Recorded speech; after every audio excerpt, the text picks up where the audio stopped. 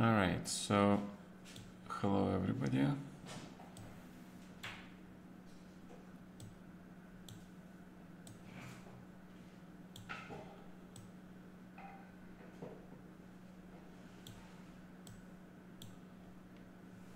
All right.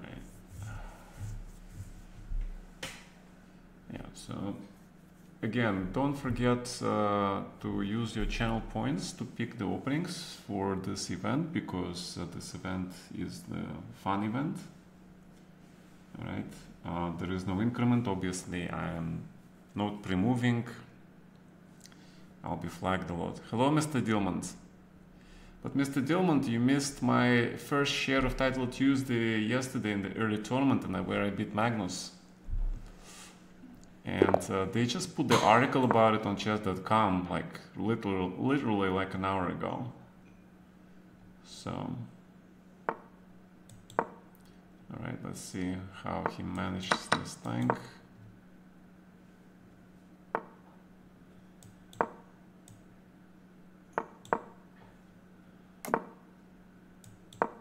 Just play old school. I'm gonna play in an old school way.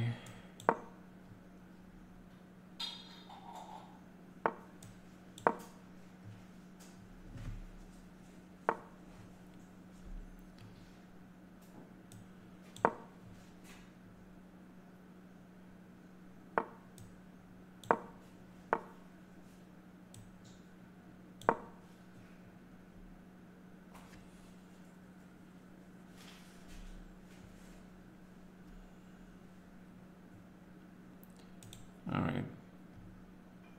Why skip TT? I didn't skip TT. I won the first TT yesterday. What are you talking about? I'll do the recaps of both my Grenke and yesterday's Title Tuesday.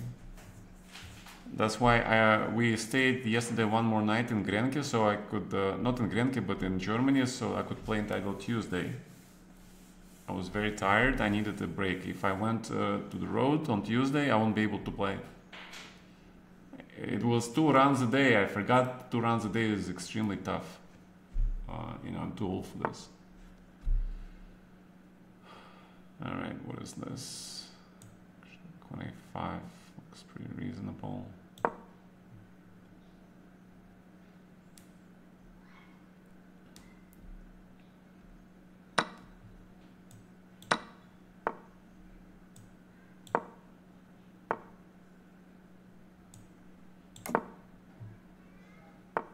Yeah, but now he's not better at all, yeah.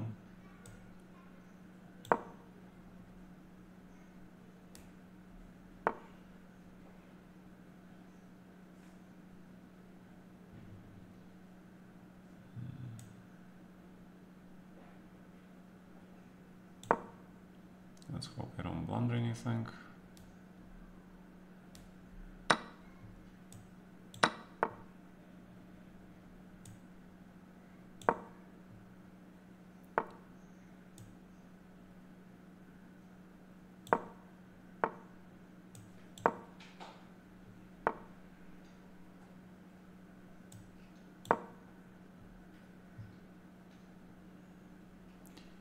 Have to be precise, disconnect the pawns, yeah.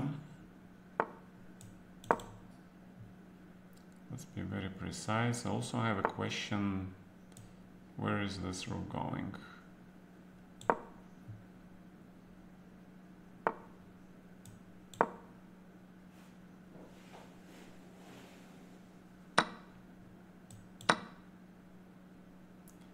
Where is this rook going?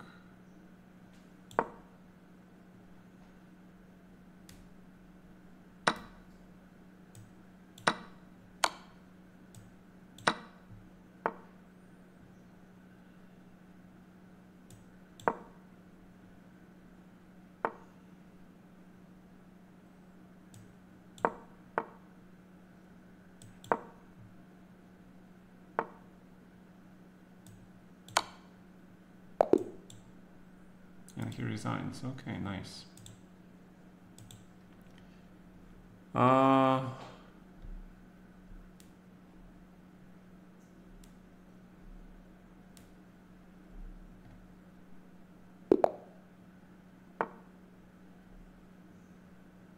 Andromeda, yes. Yes, I'll do the recap. I'll show you the real games that I played. I know the broadcast was horrible, yes. But they also delayed the broadcast of, I think, is the fair play concern. But we'll get there, okay? I'll talk about it. I didn't actually get to watch much of the A3. I didn't get to watch much of the Classic. You know, I didn't really care about the Classic tournament, to be honest.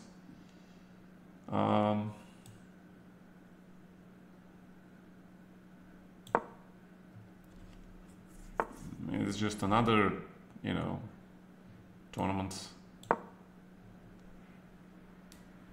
Super tournament. We have enough of those.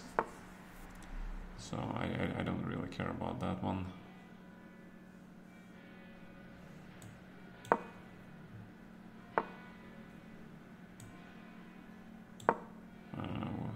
I'm playing, okay, I'm playing Untitled Player. I'm trying to figure out what is he doing. What is his problem? Yeah. I can play bishop c5 maybe even, yeah. Make this bishop more active. Make sure there are no tricks.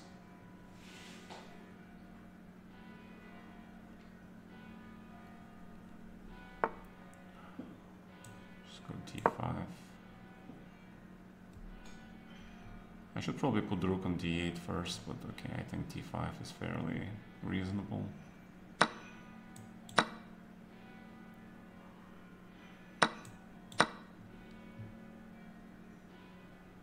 Only question, knight goes to c4, bishop goes to c4.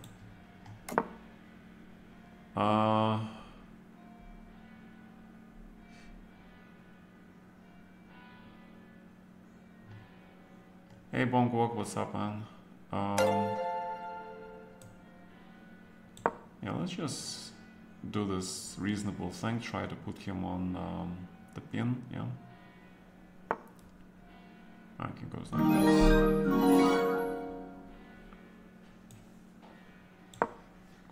5, 7. It's reasonable. Okay, I got nothing. Yeah. Alright, good job, good defense by this guy. I don't have anything. Well, he doesn't have anything either, so equal position.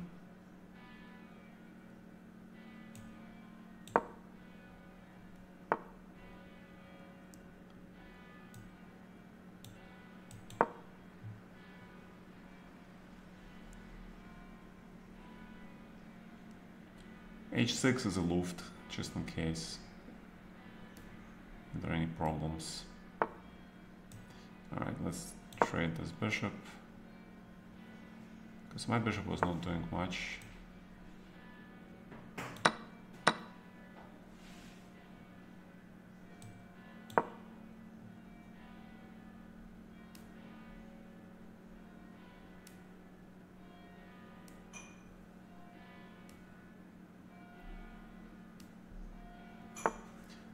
Yeah, he's correct. Alright,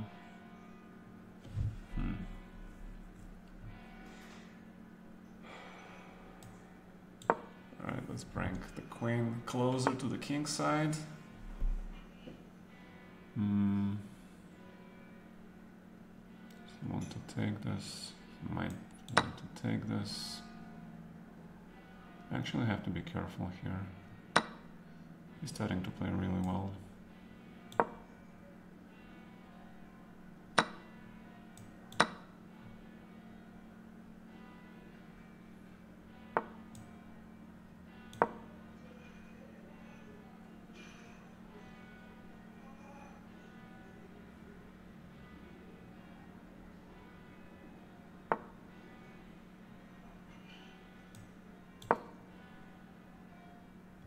Trying to play active Spielen.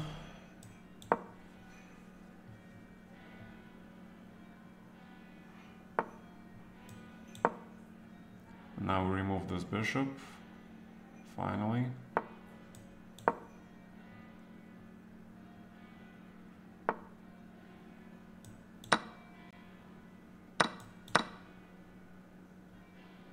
the rook d1 should be the end for him.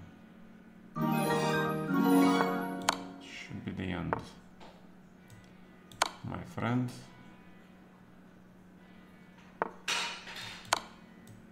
Here is the end.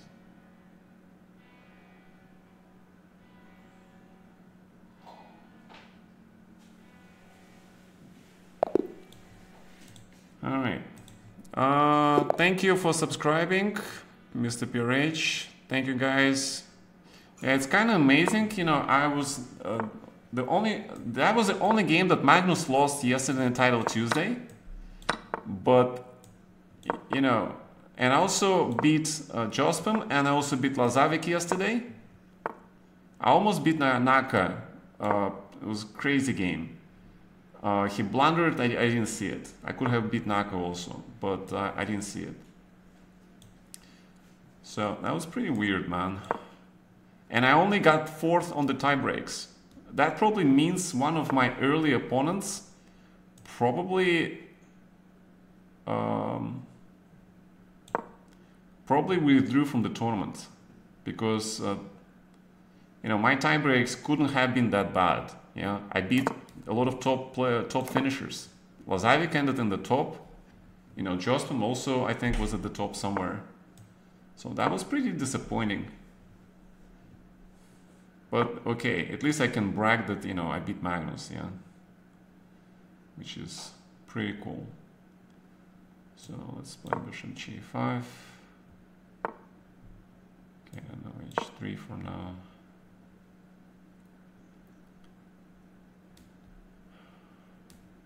So the big question, how we're gonna play this position, yeah.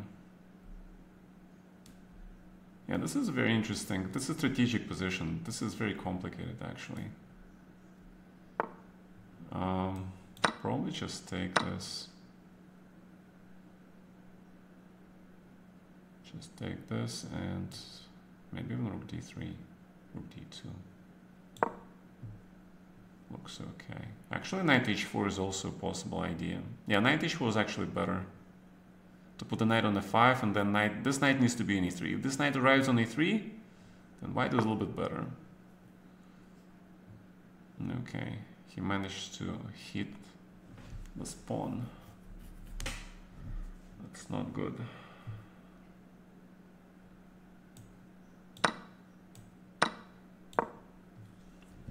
Alright, now I'm no longer better. Oh, I blundered the knight. Alright. Okay, good job.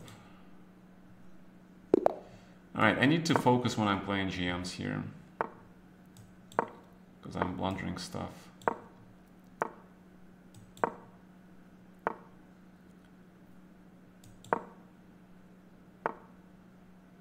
F6, what?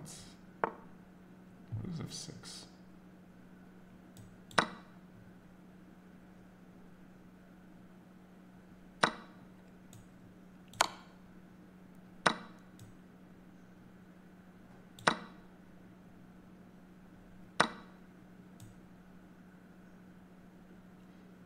Okay, big question where this guy goes, yeah? Probably knight h4.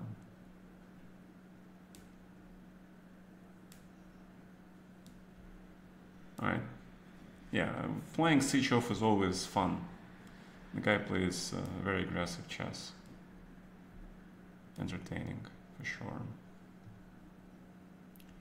We got very unorthodox position right out of the opening. Yes, opening choices for 20,000 channel points are available, correct. Yeah, you guys can get some channel points, man. Alright, so bishop is coming to d6 probably, yeah. Alright, let's see if I can do something like this. It's not something that I want to play, but it's pretty interesting.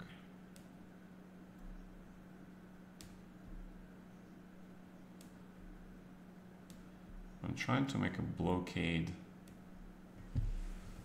Will I succeed? No idea. So let's see. Let's see this blockade thing, yeah.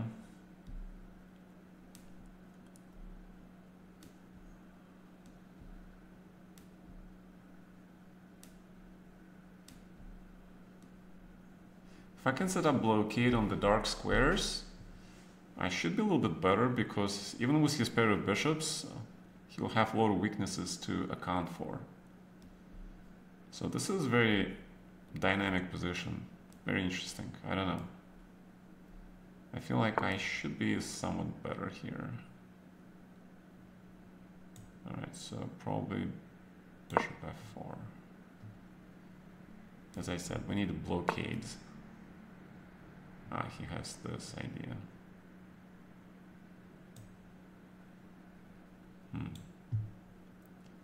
It's a good move. Where should my king be? Another big question.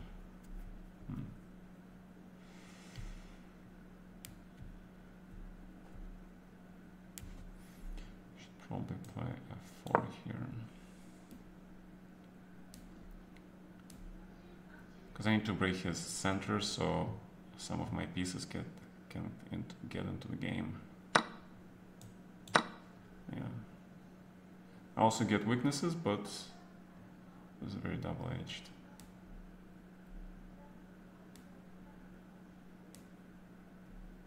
But he doesn't have pair of bishops anymore, so king to f2, obviously. Okay, so he's gonna play that. Attack this thing. So if I counterattack,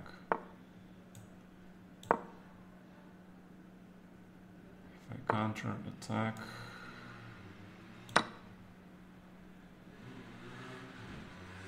he cannot take this pawn. King g3, rook takes. Yes, okay, but then I have this very important pawn, yeah? And I have very important pawn, and the king comes here.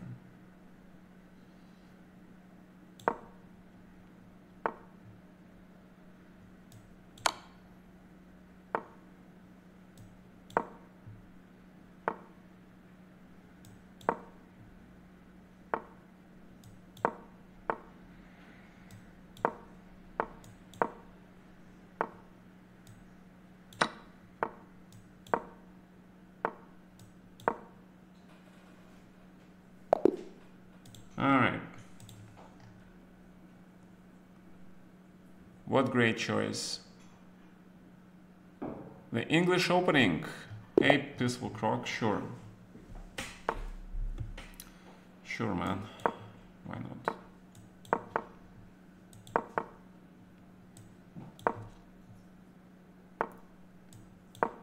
Oh yeah, we play with this. We play this with Mr. Binomials all the time, yeah.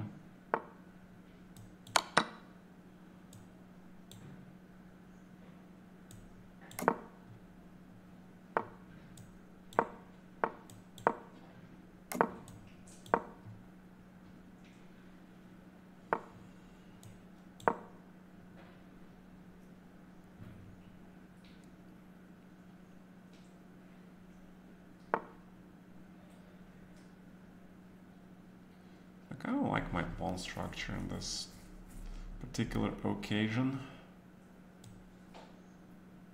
Just have to watch out for some tricks.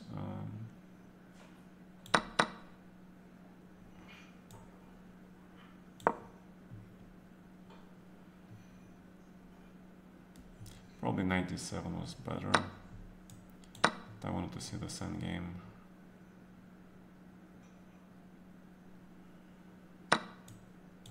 Endgame is actually okay for white, yeah.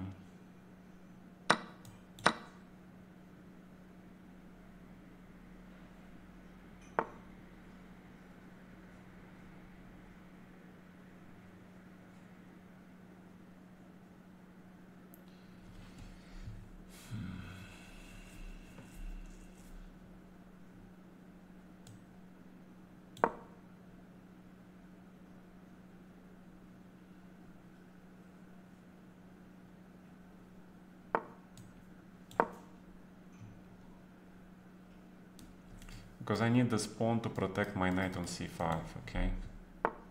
That's the reason why it has to be played. It's going to that square. Knight c7.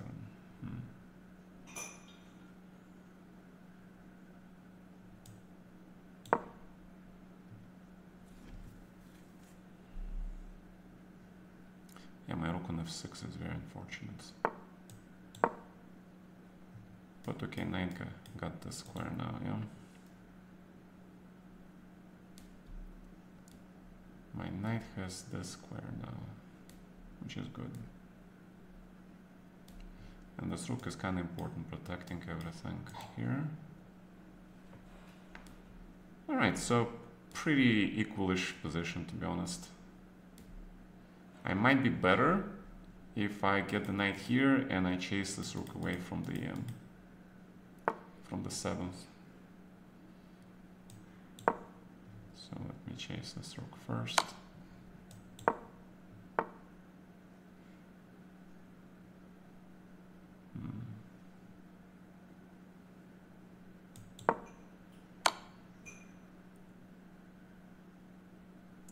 Other than mates.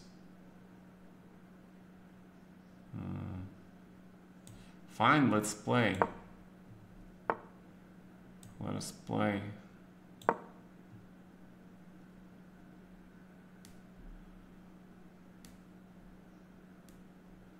Which is probably, I'm gonna regret this.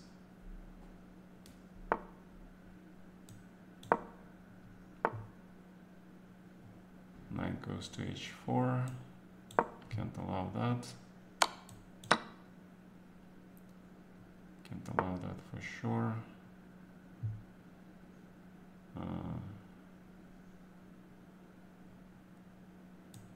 You know what? Screw that.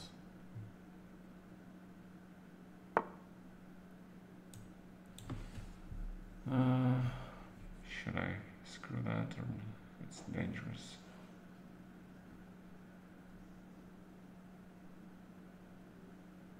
Actually, pretty dumb thing to do.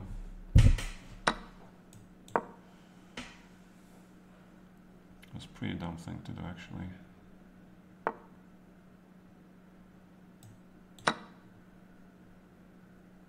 Why would he not play knight d4? I don't get it. He should just play knight d4 and win the game.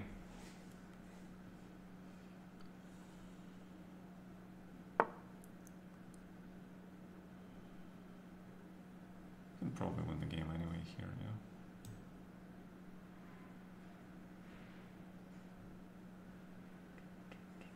yeah. Fine. Have this exchange. Because this knight is very, very dangerous. Extremely dangerous knight.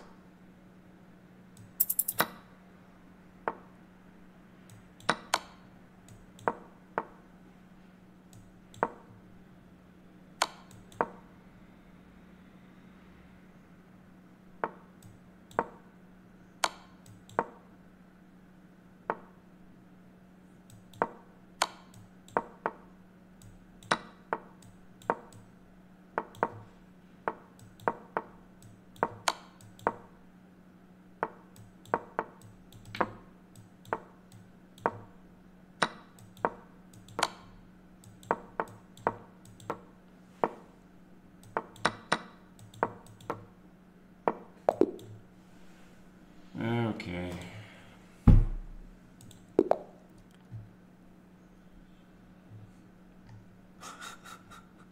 It's a pretty weird game. Okay. Yeah, he... you know what was very unpleasant? The way Dudu flagged me yesterday in the second title Tuesday. I lost all respect for the guy. I've lost all respect for the guy.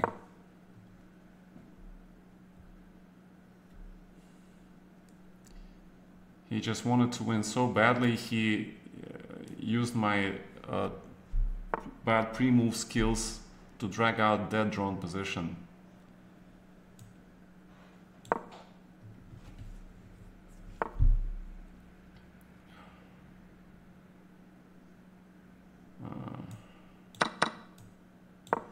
dead draw position, man. It was bishop versus rook in the correct corner. Alright, a4. Oh, this is Karaj's, okay. Okay, now I know who I'm playing. It's kind of important to know who you play. This is 7 should be fine.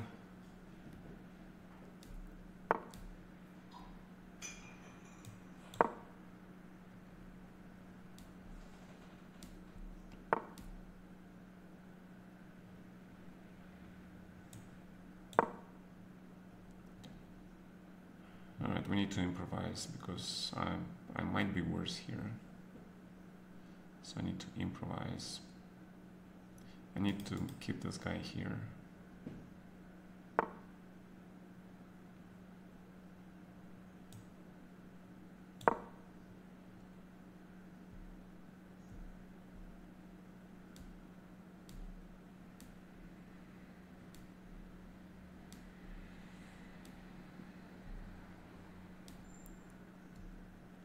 We all know what's coming, right? We all know what's coming.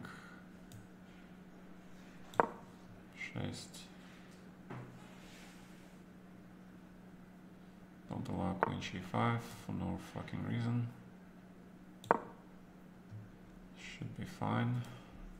I just need to make sure my pawns are protected. Knight d5 is the threat. I don't see it. That's a threat. Take.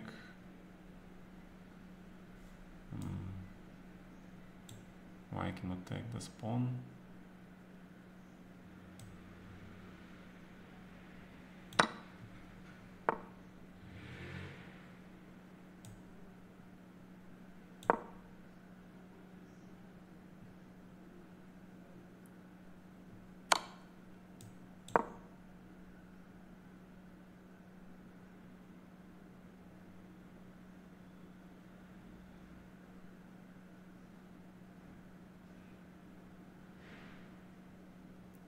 That's pretty dangerous for him, actually.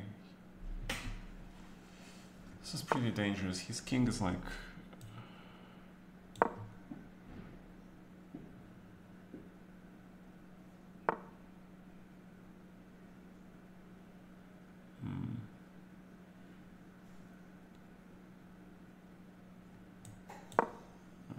h7, queen c5, trade the queens.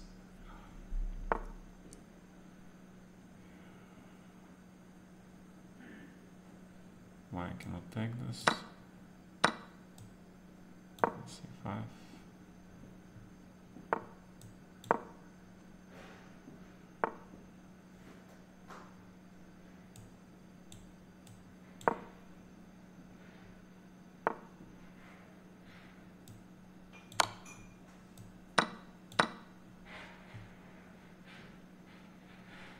Is dead lost, yeah? Is absolutely dead lost.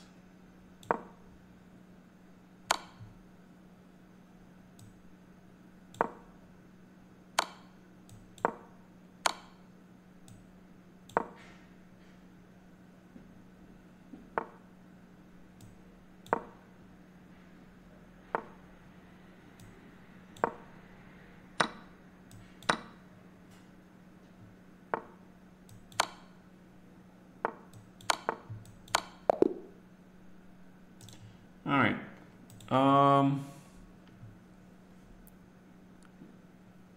You stayed my game against short Linars, isolated pawn, yeah.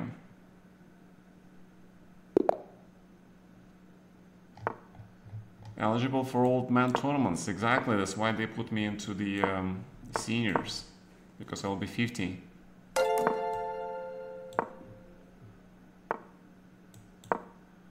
Wait, this is like, which black in a row is this? This is crazy.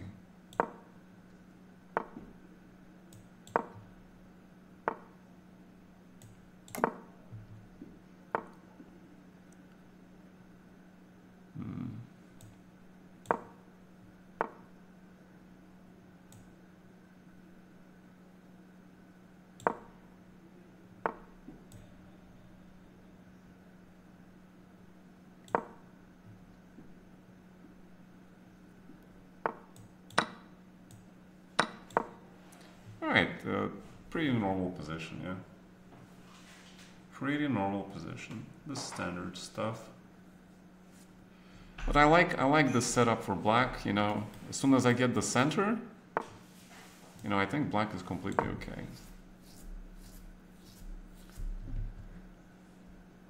He now has to figure out what to do with the rest of his pieces.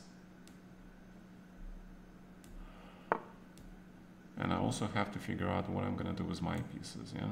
All right, let's do this.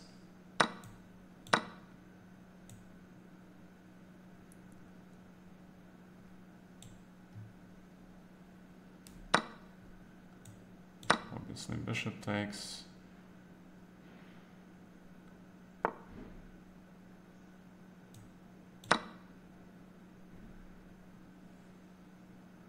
And we're gonna trade this guy also, yeah? So now I have my favorite queen and knight versus bishop and queen. It is equal, but he has to be a little bit more careful, usually. Because knight is jumpy, he can hit a lot of things. My pawns are on the light squares, which is not that great, because this bishop can hit these guys, but overall I'm pretty happy with my position. Alright, so how are we gonna play this? Yeah, big question. Big question. Probably centralization first. Probably centralization first. But we need to watch out for tricks, yeah. I should probably play g6 actually first.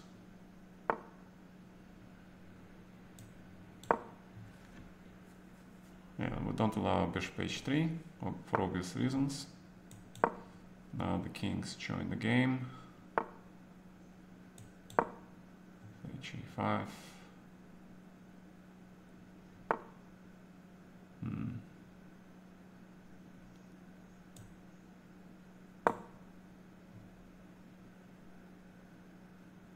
Can I play this?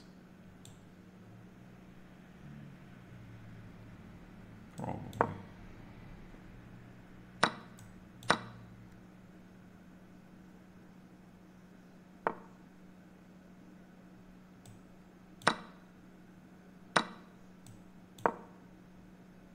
Yeah, he's fixing all my pawns here, but is it really that bad? I wonder.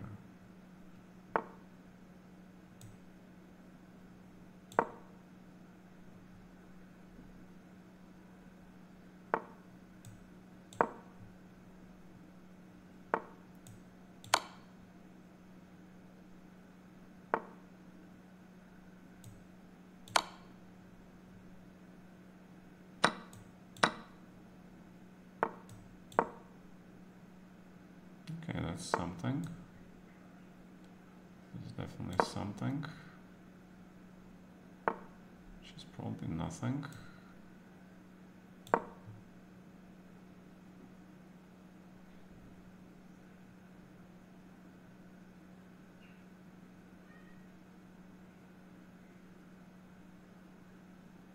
Okay, it's what, he just gives me the spawn? Why would he give me the spawn?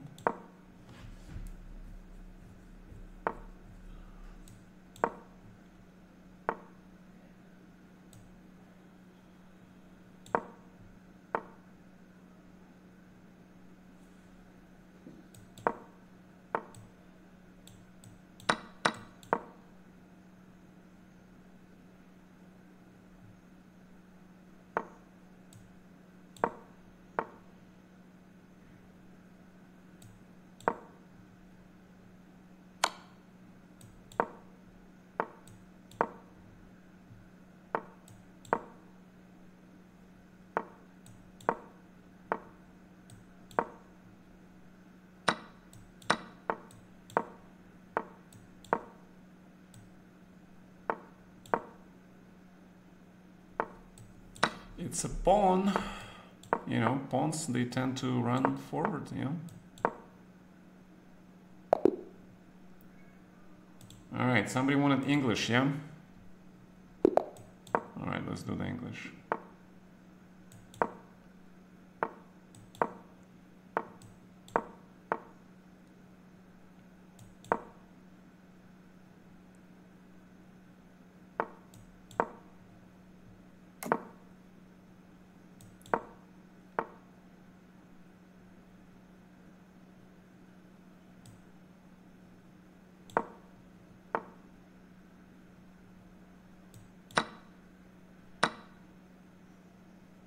This is very interesting. Okay. I messed up as usual, yeah? As usual.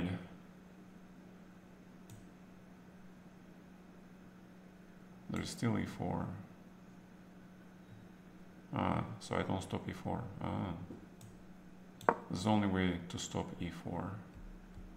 It's kind of ugly. Very ugly way to stop e4.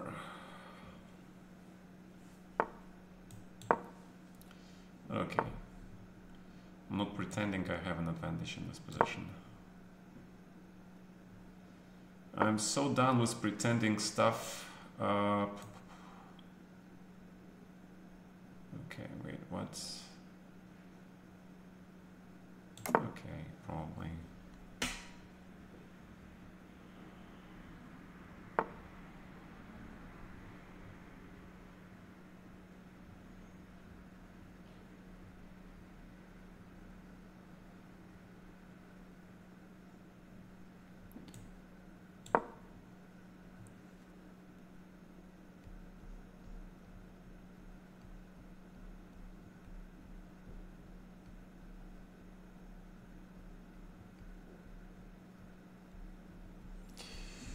Pretending.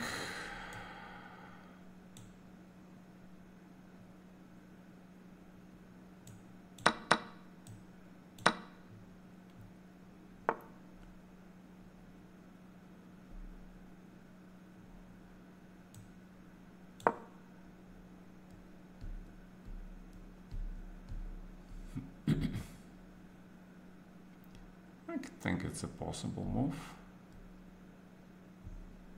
Should be possible. Is it good? No idea. No idea. Probably not. But it's definitely fun.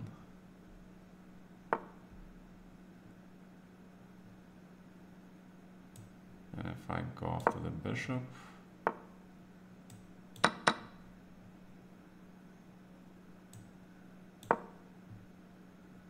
should be a little bit better for me now.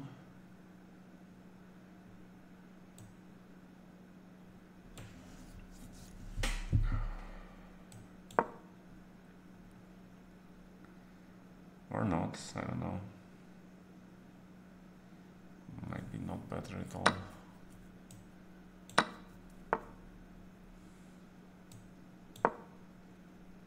But pair of bishops is always nice. Z bishop pair. Gotta take this, obviously.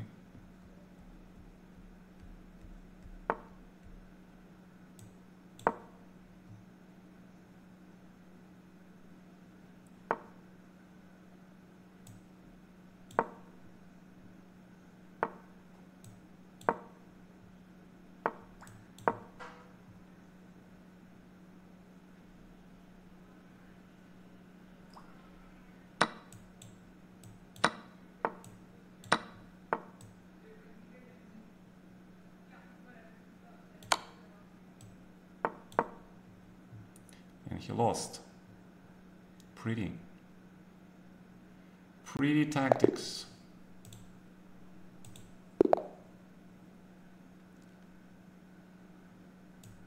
Alright, you guys want to see London, I know that. I know you want to see the real London.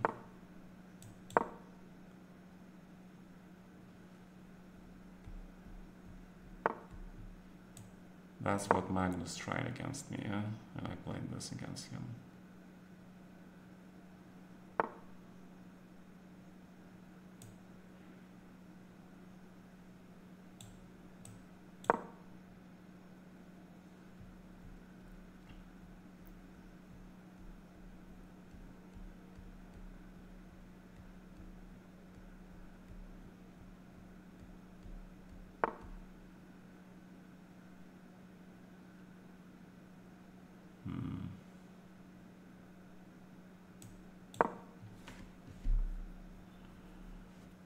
Not sure this is good, but okay, let's see it.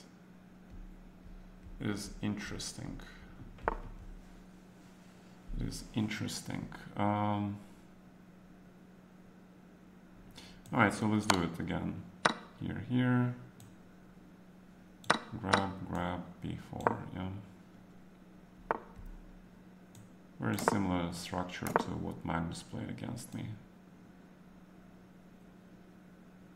Okay, knight b3.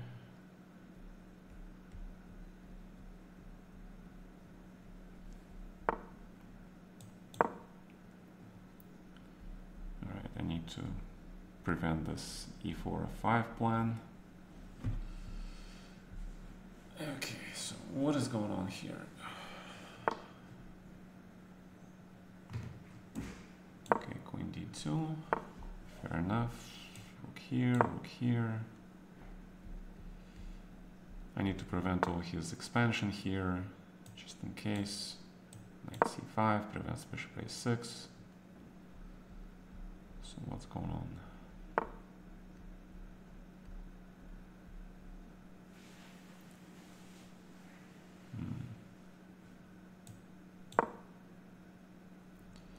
Let's see if we can try to move this horse a little bit.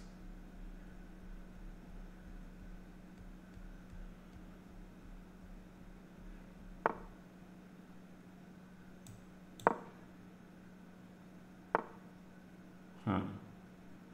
He's not scared. Impressive.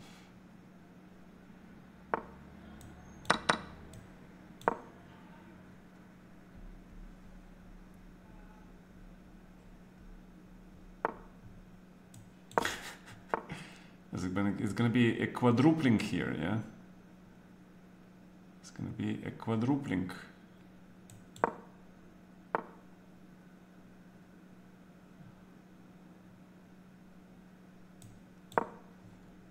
Pawns should be on the dark squares, we all know that.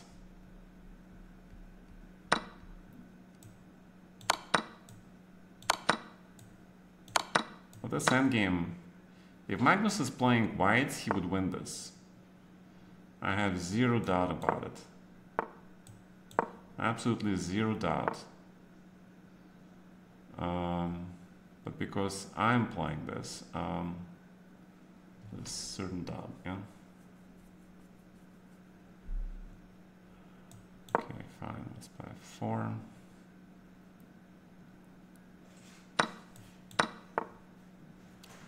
The big question, what is this position?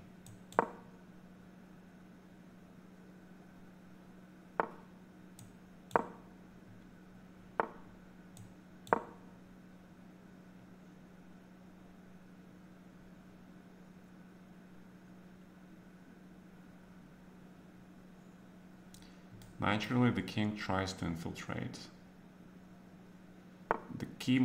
The key word is tries. It's trying to infiltrate. And the king a5.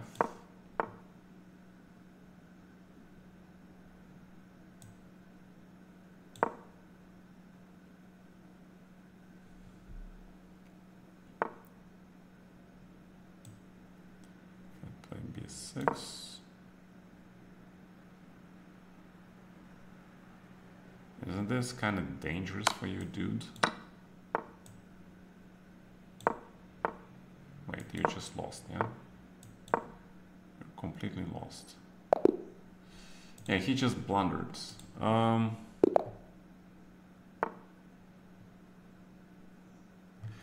You guys don't understand. I beat Magnus just when he won Grenke Classic Open with impressive score, beating everybody. This guy was in the top form in recent time, okay? So I consider that like a really big fucking achievement. You know what I mean?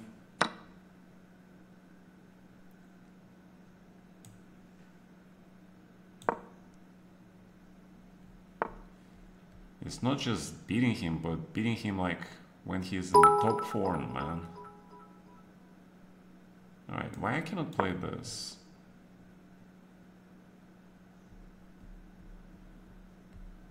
I want to develop. Why is your development better than mine? Let's test this theory, shall we? Let us test this theory.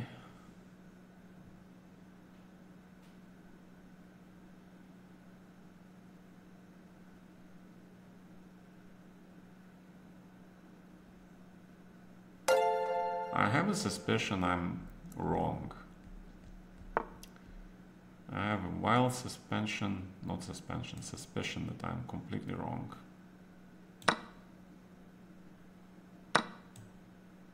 And why is he allowing me to hit this guy?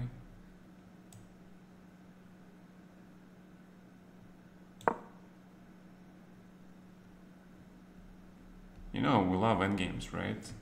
We all love endgames. Guys, admit it, you all love endgames, especially after seeing me play a lot of endgames, right? There is no fucking way there is... You guys don't love endgames.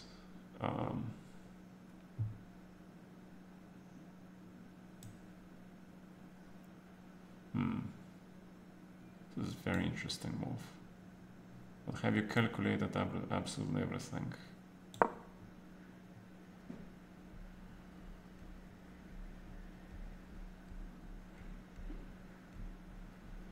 Because I have a lead in the development. That means all this action that's happening right now, it should be in my favor because I have 4 pieces, queen developed and king is ready to castle. He is still underdeveloped, okay? I mean, it's interesting, but objectively, all these complications should be in my favor. There is, except it's this knight b5 thing, yeah? Except that there is... Right, but I can give you a check first.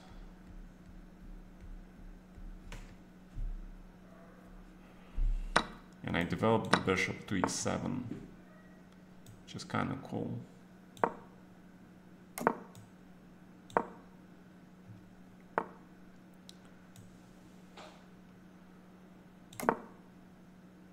Alright, so this is pretty equal. Let's be real about it. This is pretty equal.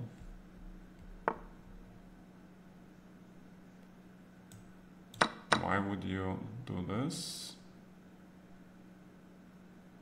Okay, it's very interesting.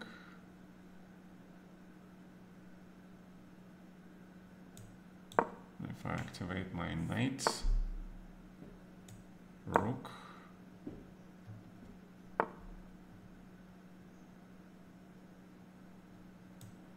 here, isn't that... Oh, okay. Now I can actually take with this, yeah.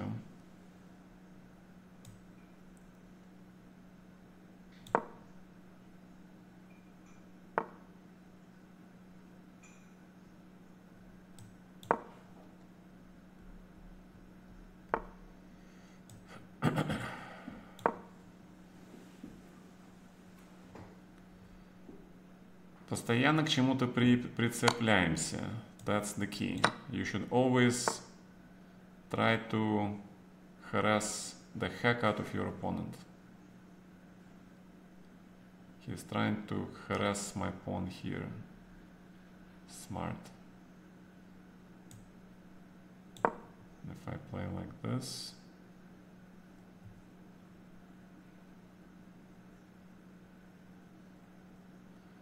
harassing is part of a big dog group. Okay, I need to improve my bishop. Now we go back.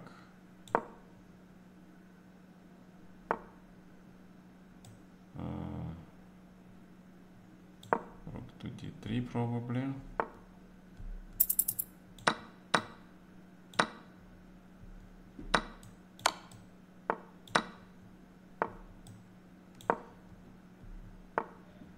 That should be pretty unpleasant for him.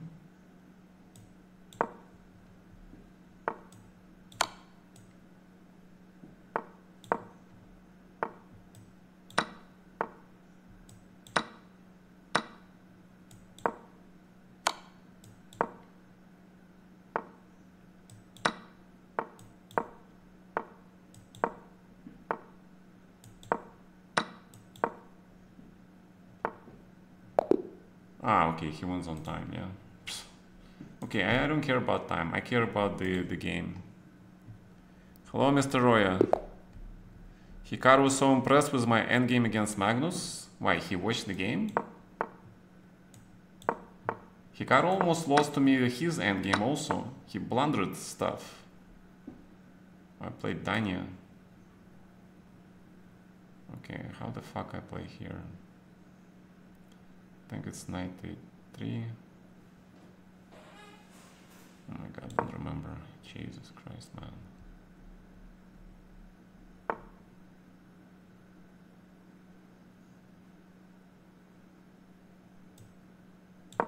Fine.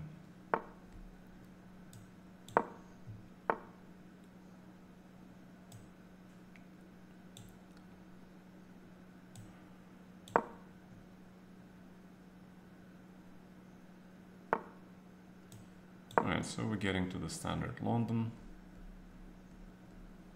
I think. Could be not so standard. Could be unstandard at all.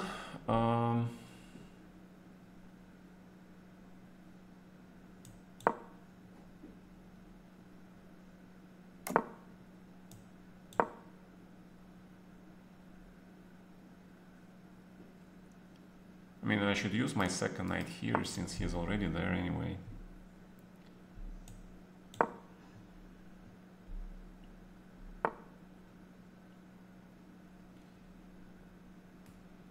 Fine, let's go back. Now I have the square. But he's got the pin, yeah? He's got the pin. This is very interesting. This is very exciting.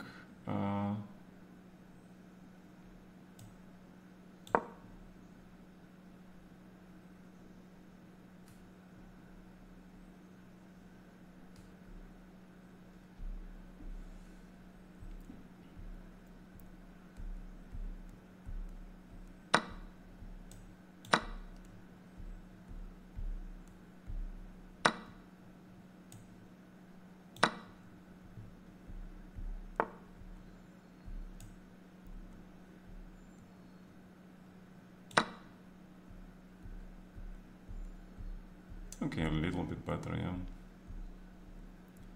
Just a tiny bit better for me. Extra pawn, which is cool.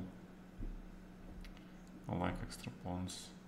Yeah, but G1.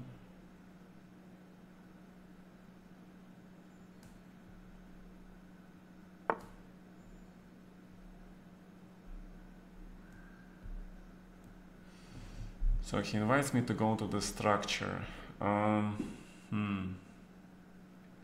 Very interesting proposal. But I think, yeah, but then rook goes to G4. So probably I must accept, yeah. Probably I must accept.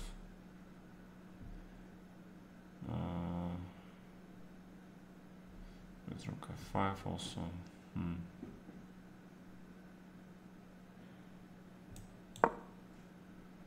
Unfortunately, I have to put my pawns on the dark squares. It's not what I wanted to do, though. It's not what I wanted to do.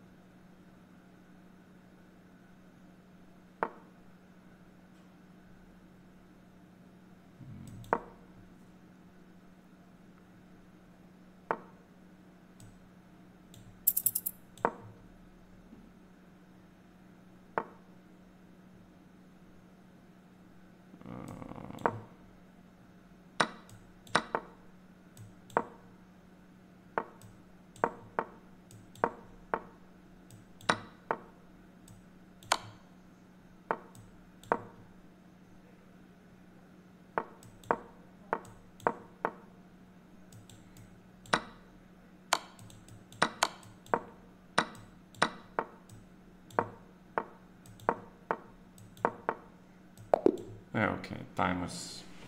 Alright, but the position, okay. Yeah, I mean, I have no chance with no increments against these guys. Let's be real. Let's be real.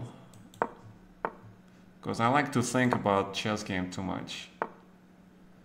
I like to think about nuances. And my pre-moves obviously are terrible. My pre-moves are bad, man. Alright, h6 pretty useful, always. Bishop e6 also useful.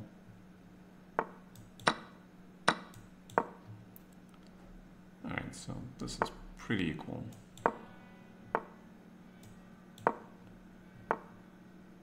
Pretty equal. Is there any way I can attack here? I want to attack. Attack!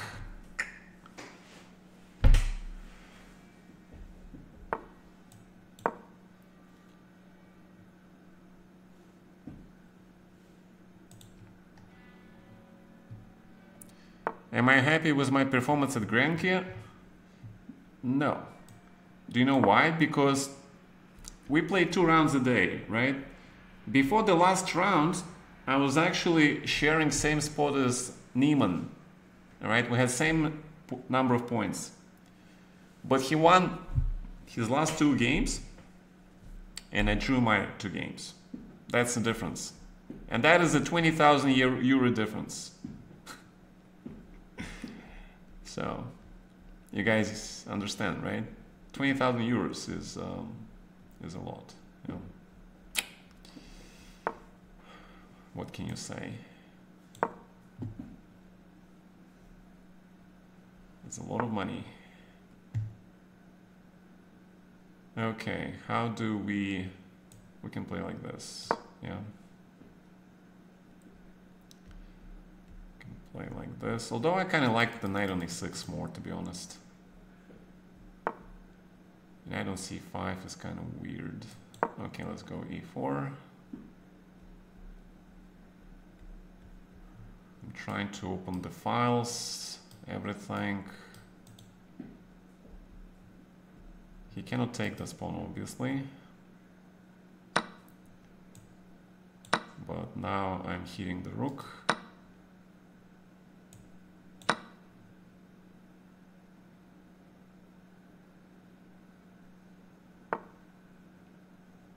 If I played this, what are you gonna do?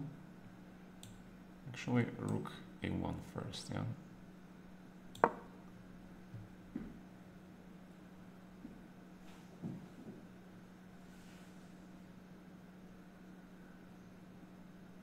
Yeah, I think he's dead, yeah. He should be dead. There's no fucking way he survives this. Huh.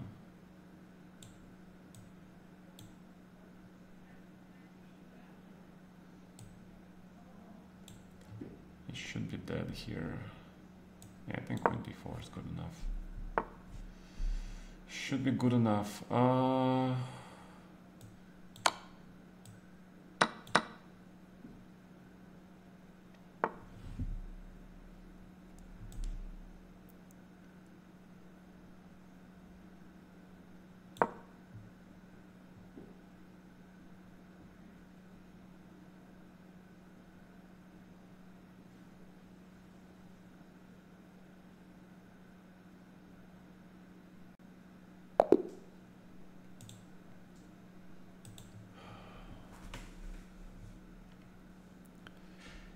Wow, Mark, did Andromeda infected you with this learning Russian thing? My God. Well, actually, you know, it makes a lot of sense. You know, during the Cold War, the Russian learning, language learning was the highest, pretty much. And now it's the same thing. So I imagine people are learning Russian.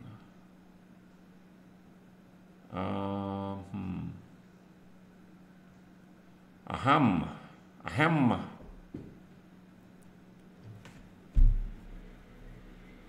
This is kind of weird.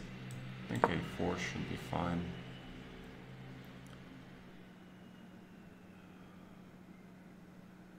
Could be completely wrong though.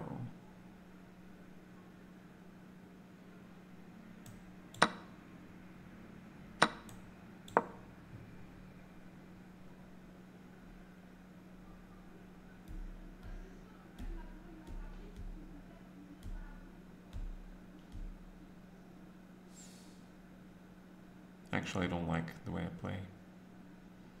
It looks so artificial. Artificial and bad. This is bad chess.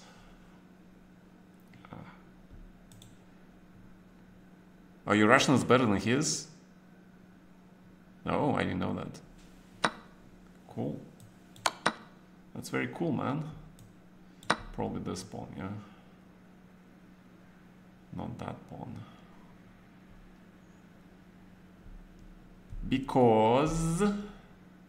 You guys remember there's always because. And you have to win a tempo playing this. Yeah, he was afraid of A5, B4 suffocation, I think. I understand.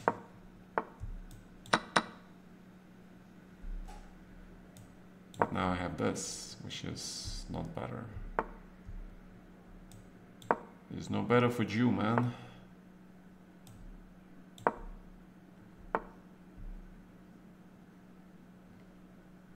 Well, F4 should be pretty much played. Actually, B4 is... yeah, B4 is playable. Because if I can take this pawn, this knight protects this passer. And I open the B file, yeah?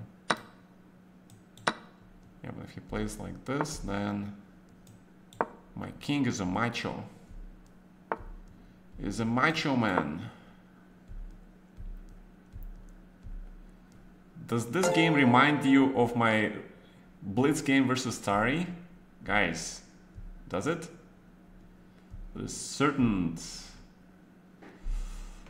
similarity, yeah? Certain similarity, which is inspiring. The similarities are inspiring. Good knights, good structure is a good thing, yeah? Yeah, he goes full defense mode. He's probably correct. I should probably go full defense mode as well.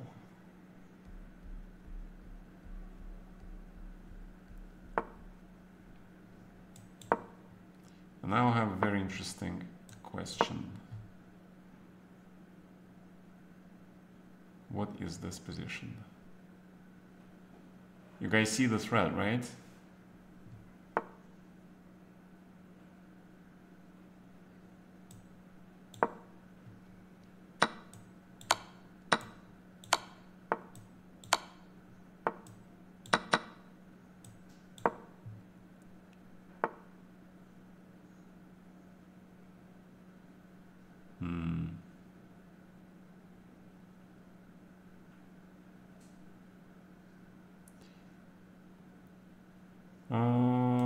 Take.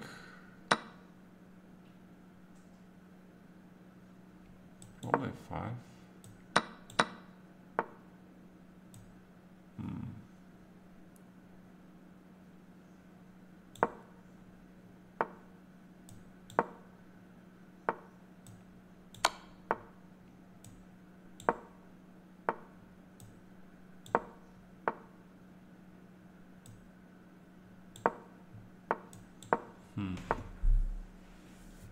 It is starting to look like a draw.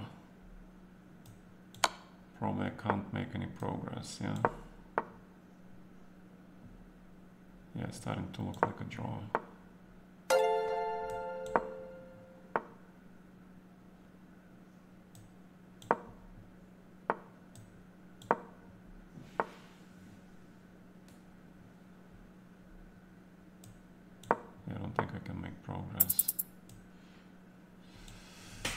I think it should not be a draw, to be honest.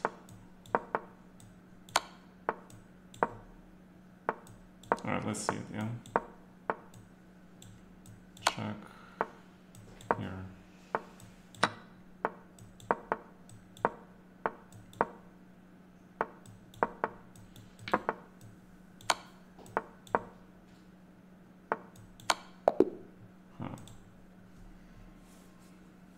I think he pre-moved, yeah?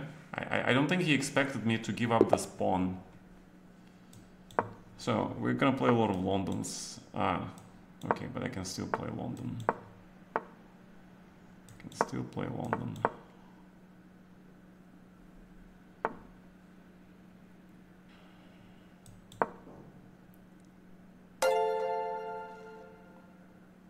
Yeah, this bishop d6 system is fun.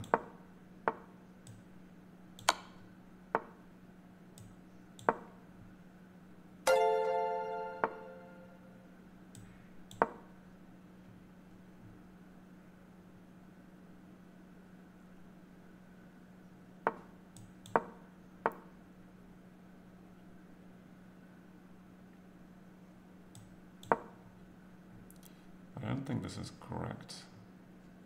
I don't think that's the right way for him to play this.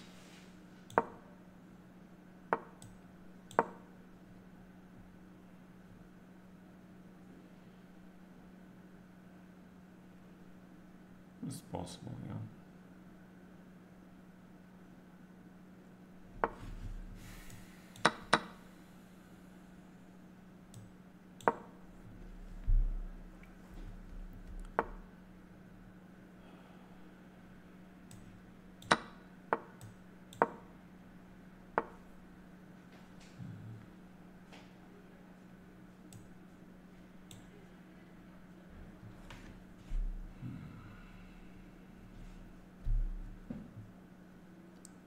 This guy is always very resourceful.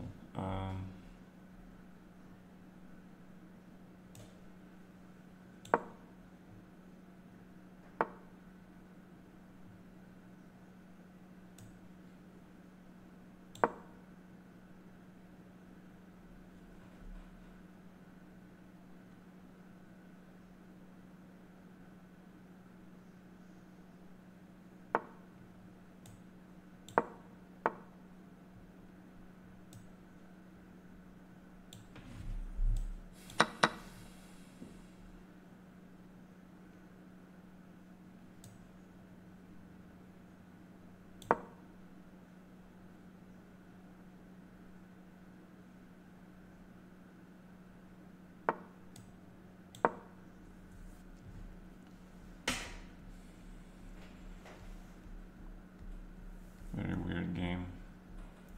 My king is kind of dangerous, in danger, but so is his. My queen sucks. That's for sure.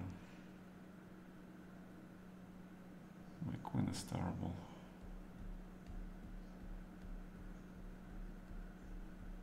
It's a very strange position.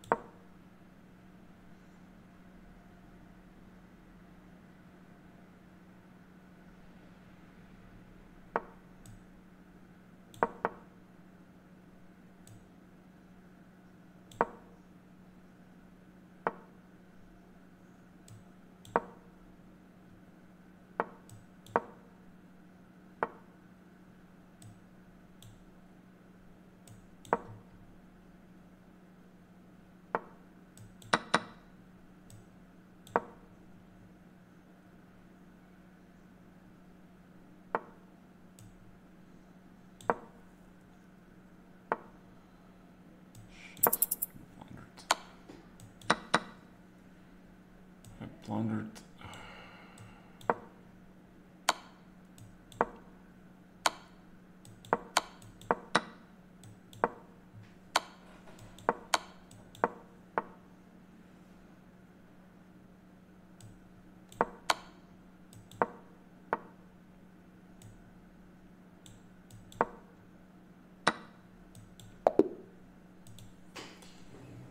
Okay.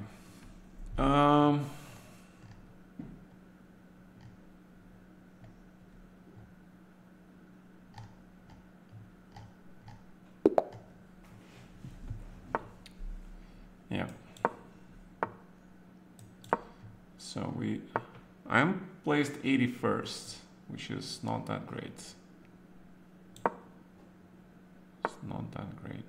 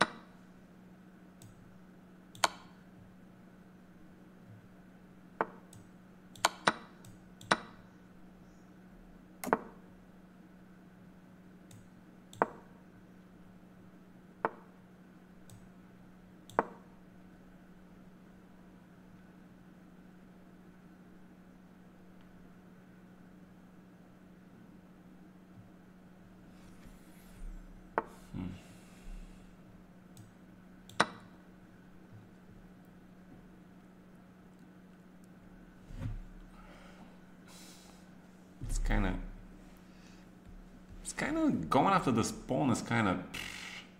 I should take on c3 maybe, yeah. Yeah, this is very materialistic, you know. That's why the name of our club is, you know, grab the pawn, yeah. But this is a little bit too much. Just a little bit too much. But okay, since we took one, let's continue, yeah. I mean, we can't stop, yeah. We cannot stop, not now. Not ever.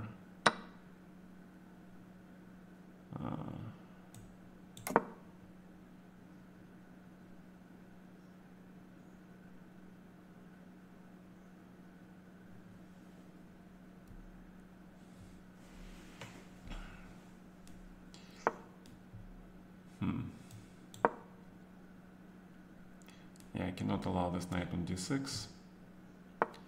That is correct.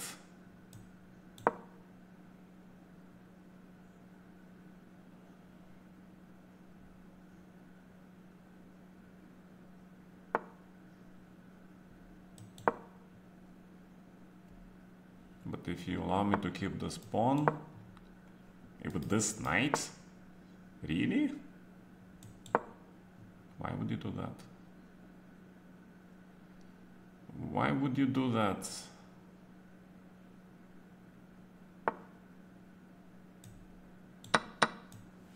I have more rooks coming to the theater near you.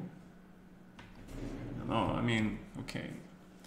You know, he plays in the title Tuesdays way better than this. Way better than this.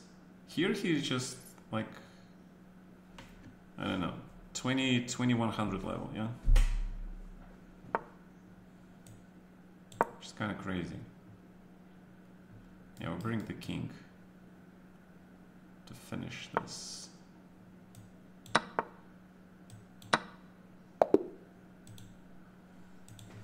All right.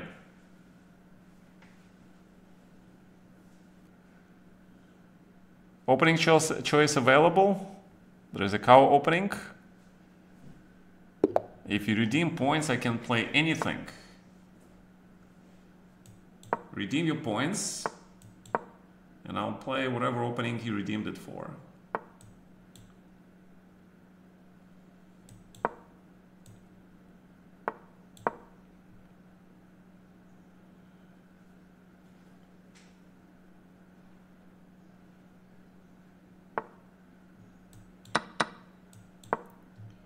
Alright, this is Paulson with the twist, probably, yeah? Guess there must be some twist somewhere.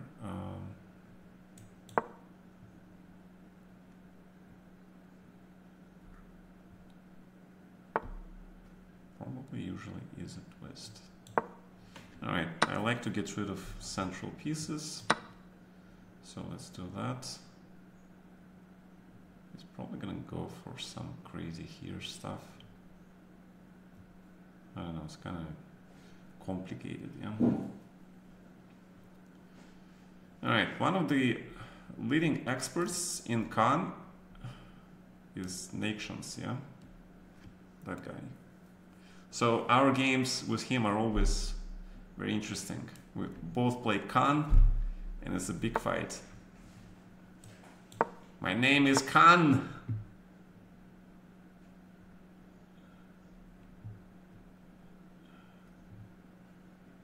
Look at my works here, mighty and despair. Let's grab the bishop. This bishop is pretty good. Actually, I should have played h4, h3 first, yeah? I'm a Dumbo.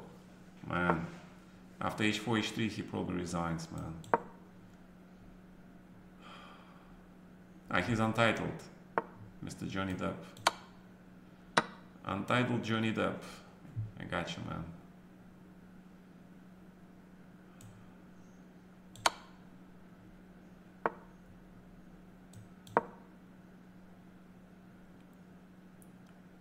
And that's how you get your queen into the perfect spot. Yeah. Queen deserved the perfect spot. Don't you guys agree? Our queens deserve the best. And they will get it.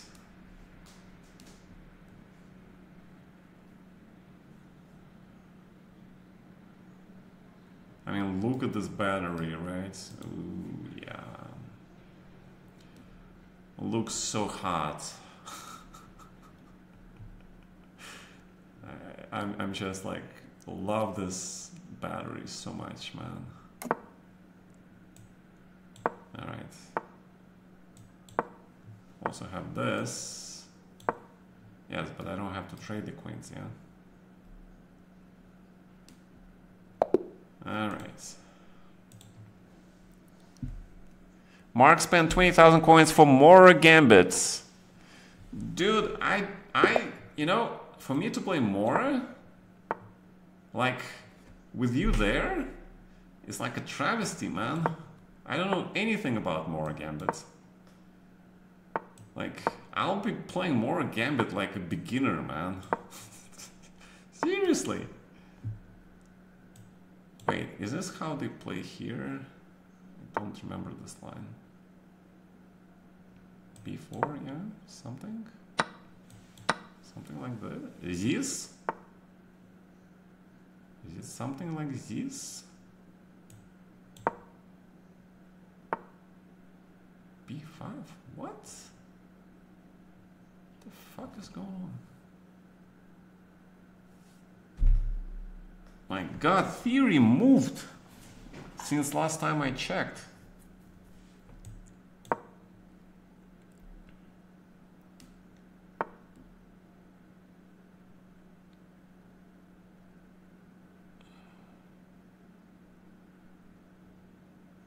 Like, what the literal fuck is this?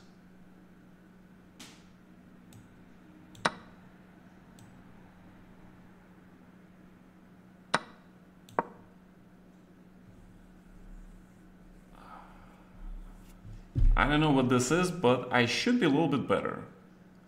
Because this guy here is well placed. He's blocking the supports. He's supported. but his pawn is kind of more supported than this pawn. Also, he's got potential squares. This is kind of a very strange position. I don't know, man. This makes me nervous. A little bit. Right, I'm position number 67. Not good. Yes, I would definitely play no early bishop f4. I have no idea what early bishop f4 is. I am sorry, man. I have no idea what it is. Like, I think that's one gambit which I have zero idea about, okay? Like, seriously.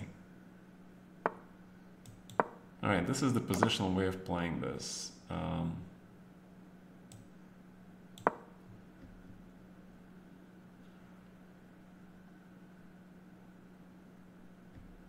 You heard Mark? I'll be playing positional chess in the gambit way. No, I got this all wrong. Sorry guys, I slept 3 hours today and we took off like at 7 in the morning and then I got here home like around 2. And there was very little time to get some rest before this thing. And after the tournament was 2 rounds a day, I am exhausted. Yeah. Which is why the last 2 games were so fucking tough. But I saved. It was incredible save in both games. I'll show it to you, okay? Once this arena is done, we're gonna do the recaps. And of course, I'll do the recap of my win versus Magnus. I mean, how can we not do that? Yeah. How can we not do that? Knight a7. What?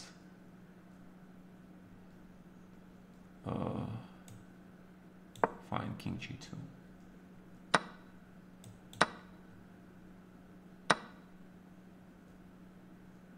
Oh, there's gonna be another positional thing.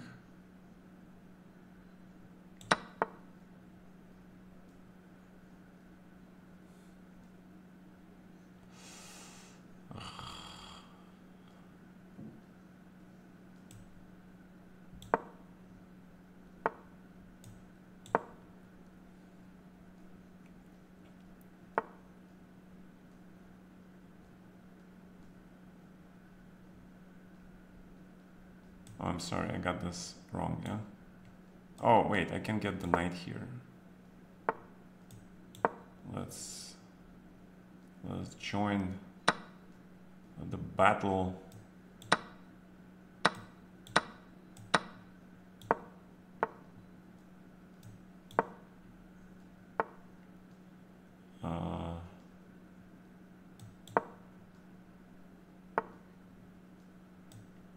Okay, it's a pawn.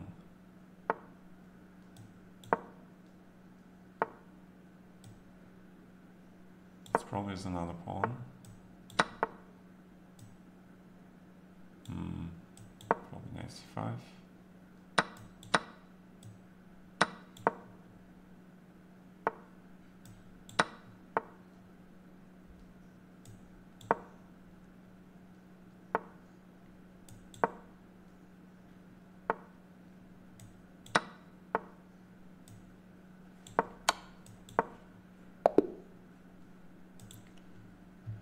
Alright, it's a pretty weird game.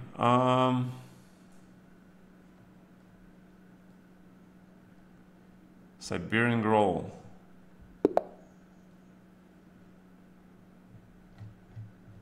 Oh, that's why you said bishop f4 and more. I'm sorry, my brain is like dead. No London and more gambit. I got you, okay. Sorry, I just got it only now.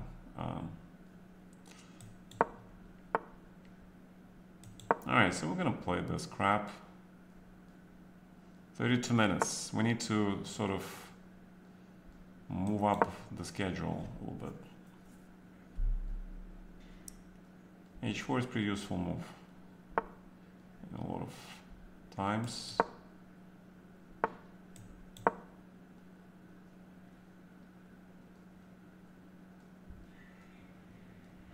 maybe it's not the right move here, yeah. Yeah, maybe not. Maybe it's not best in this particular position.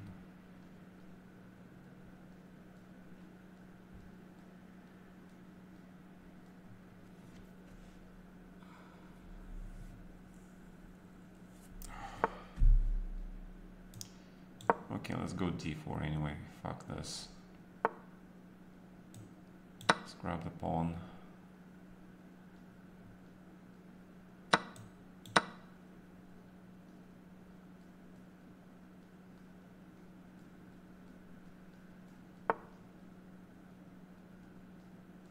And the big question, the bishop goes back here probably, yeah? It has to go there.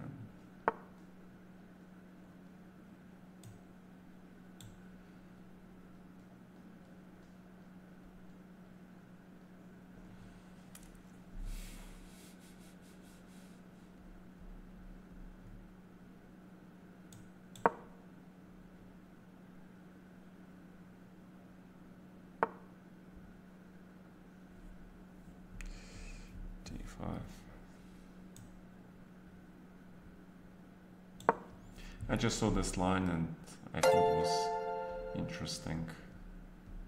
There's probably nothing.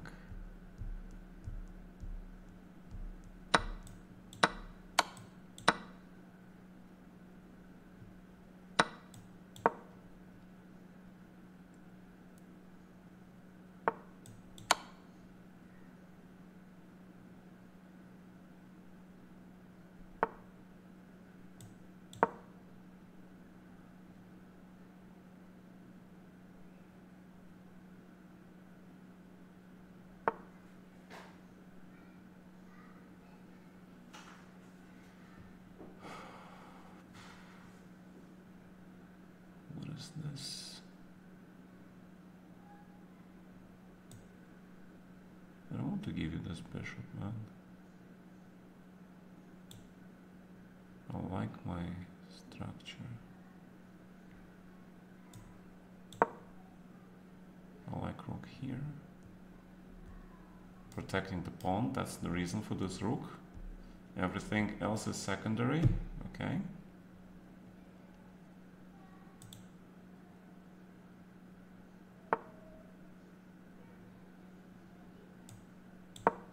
Develop.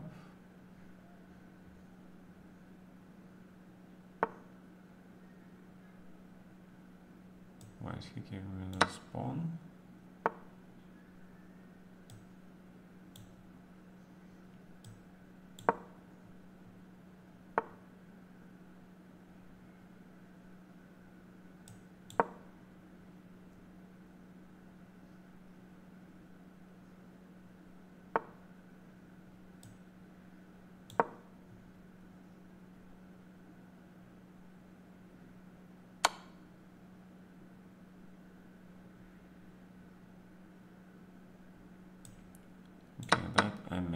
That I completely missed.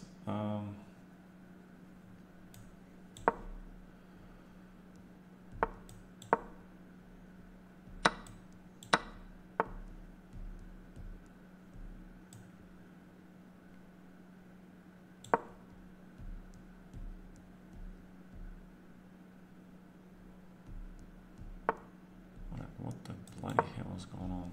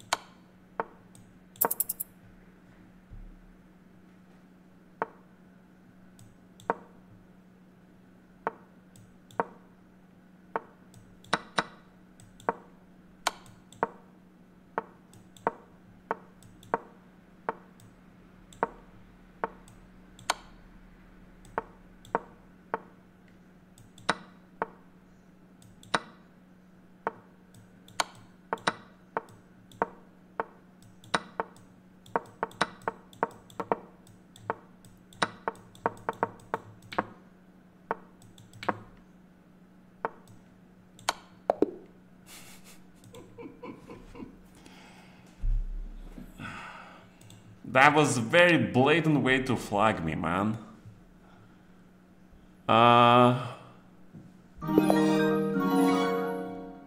should have beaten Naka. It's a debatable question. He was better, actually, at some point. So I don't think I deserved the win, but it was possible on the board. Because he blundered, yeah?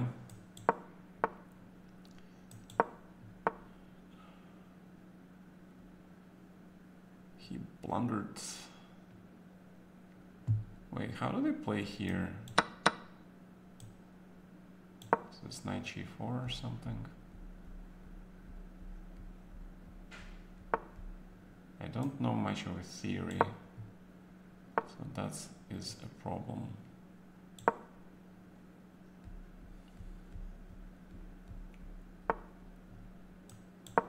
The knight should be here, that I do know.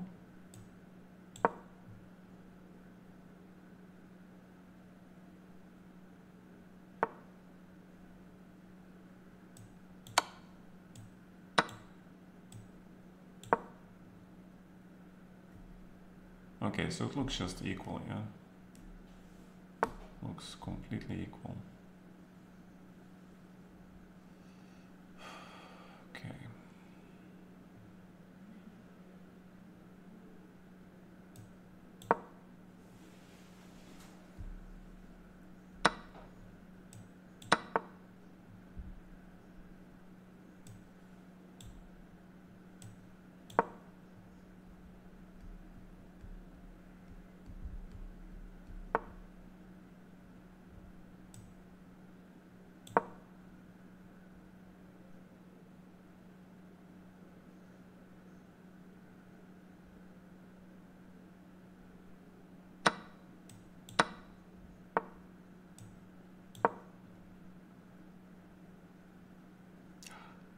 Oh my god, what am I doing?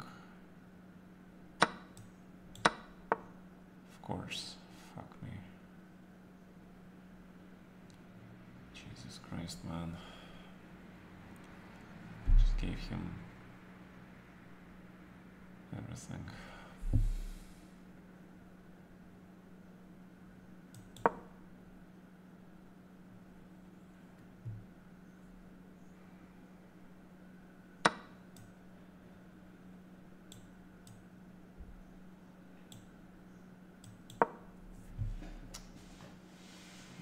Mia.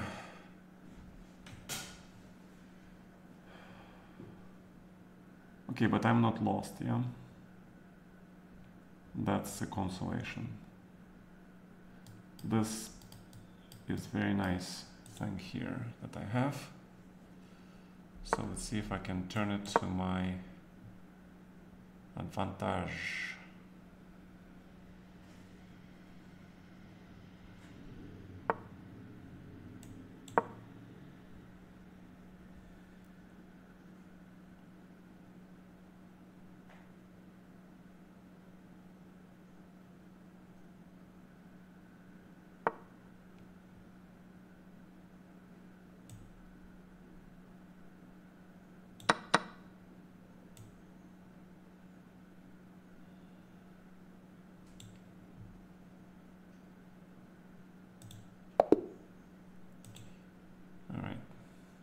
Well, he is pawn up. He is better, so. All right, I am 47. Okay, let me focus on the event a little bit, so I can play faster this.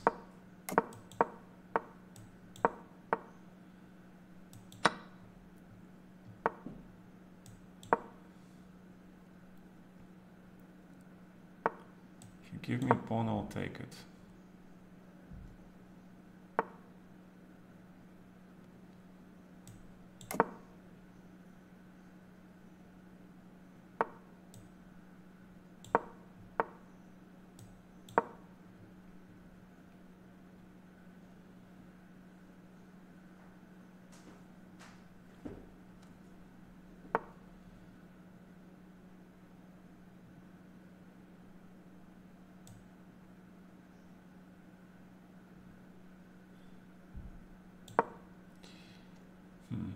Tempting to take on d4, but I think knight c4 is more accurate. The threats are serious threats.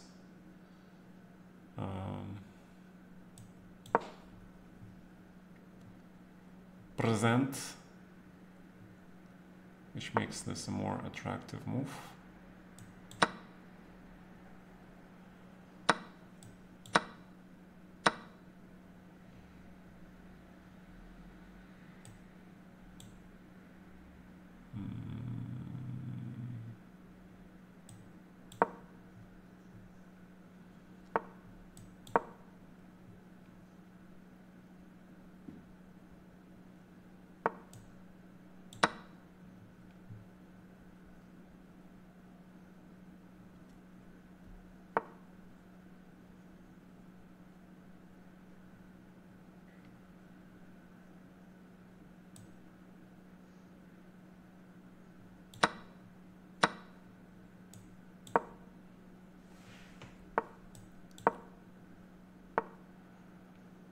Fine.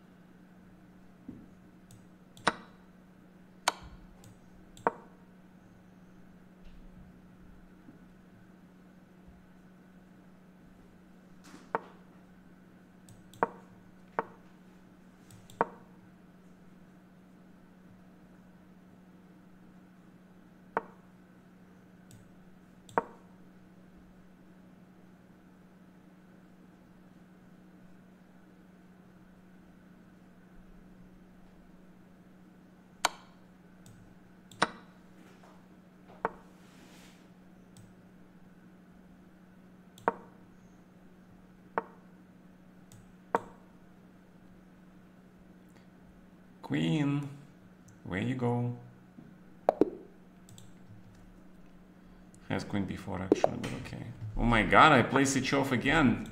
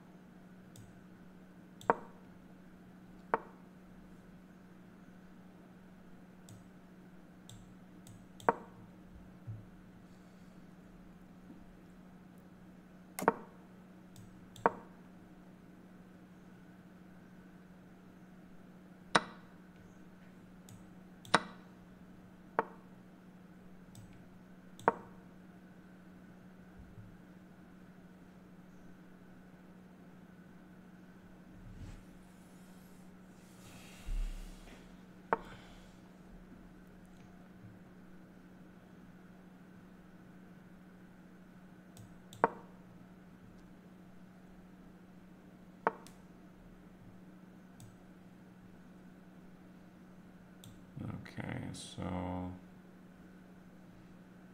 the castle, c8. Probably should be rook f8, yeah. I think hard, think long.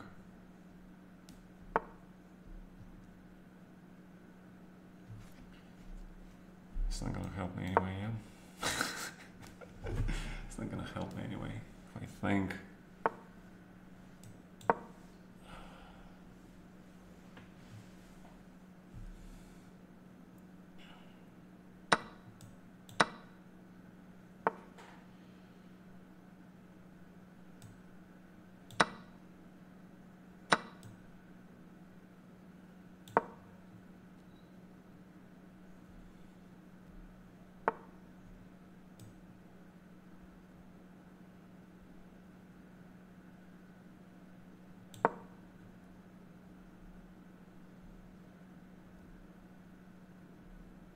Was knight h4 probably correct, yeah? But it's very hard to make a judgment call in this position. Seems like everything is bad.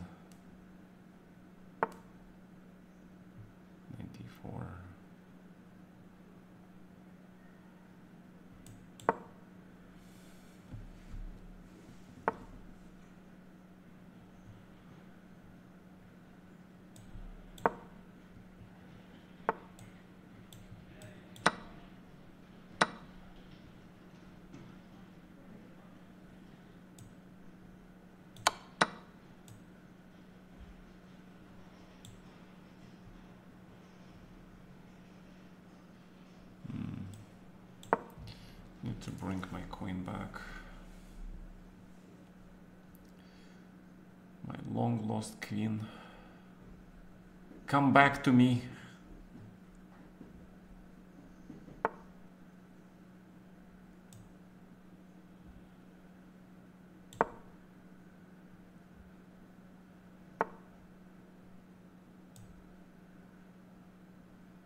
This is definitely not fine.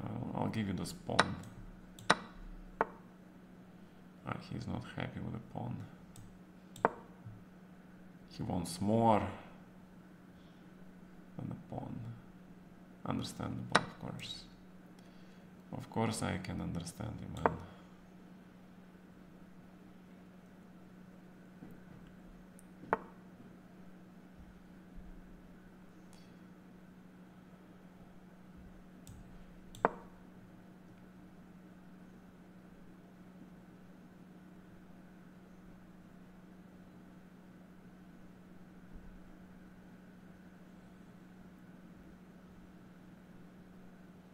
We're playing for beauty here, gentlemen.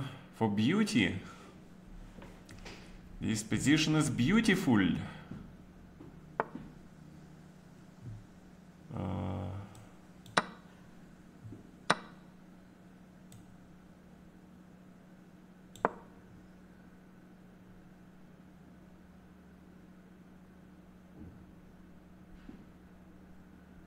Probably. Is beautiful.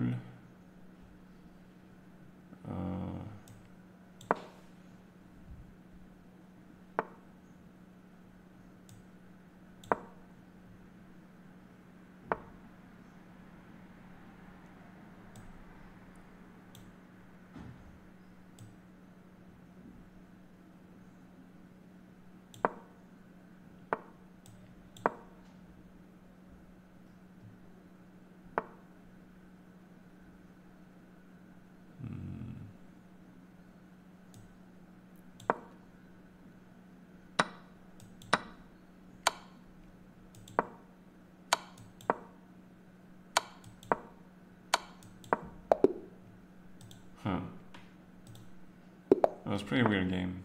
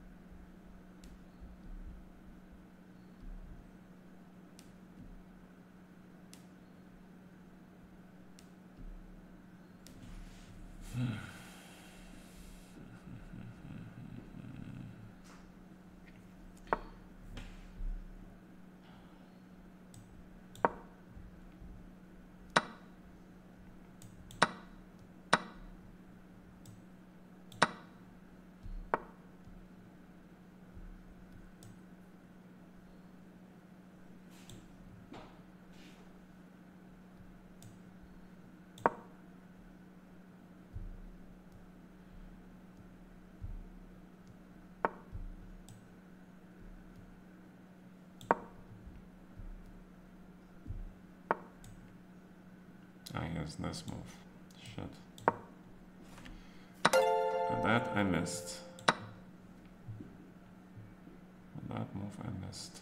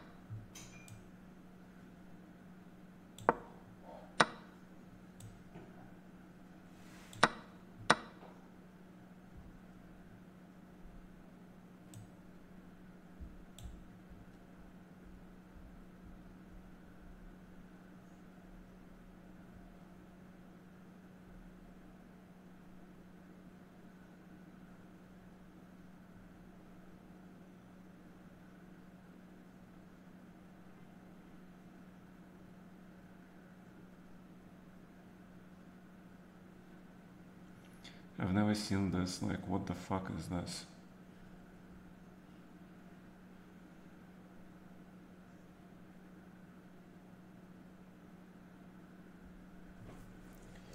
Like, literally, what the fuck is this?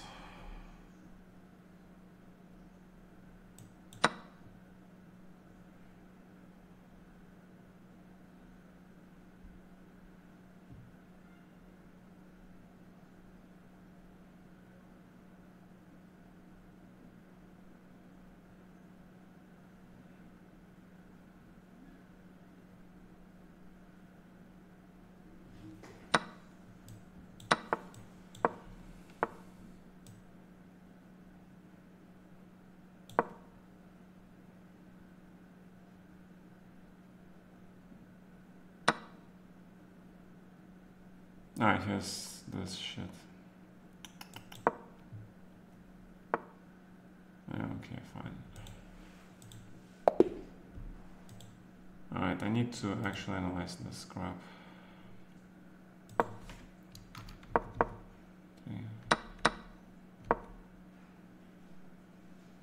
Wait, I missed rook a5? What? Oh my god, I missed rook a5.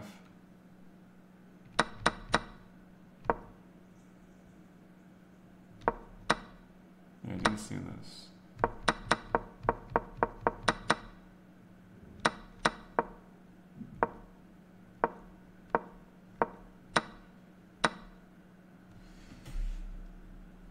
Yeah, actually, you know what? I'm gonna report him again. I'm gonna start reporting him again. That's what I'm gonna do.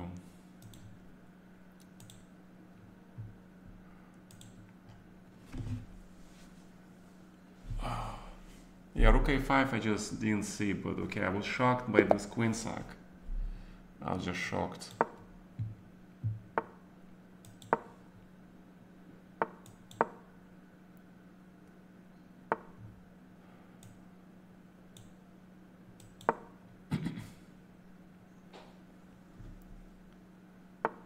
I was absolutely shocked by that queen sack.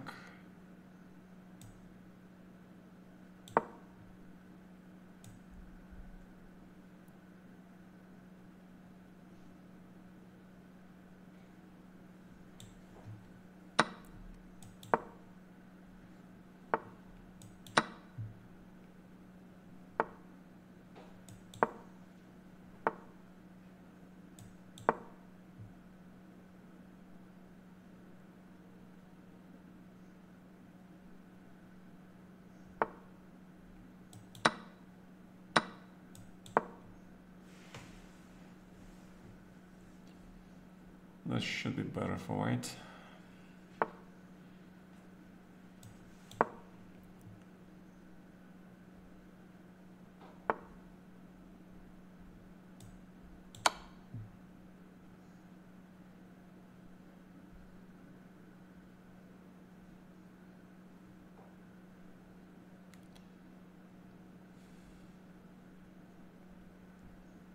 I'm actually not happy about this move.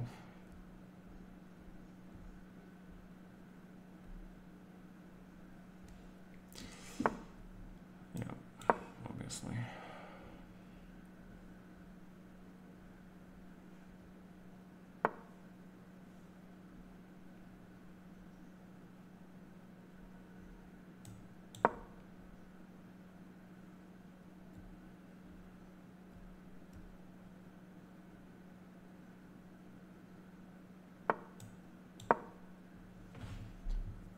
Still should be better for me, yeah.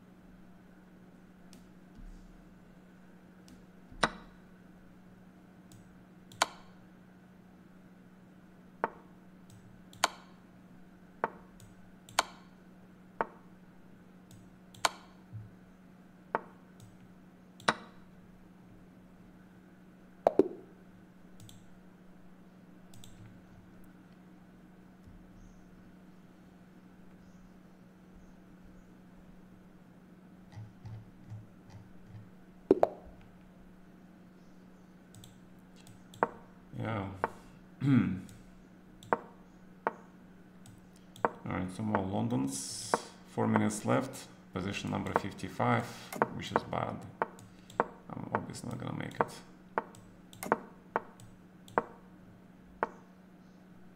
I'm obviously not gonna make it.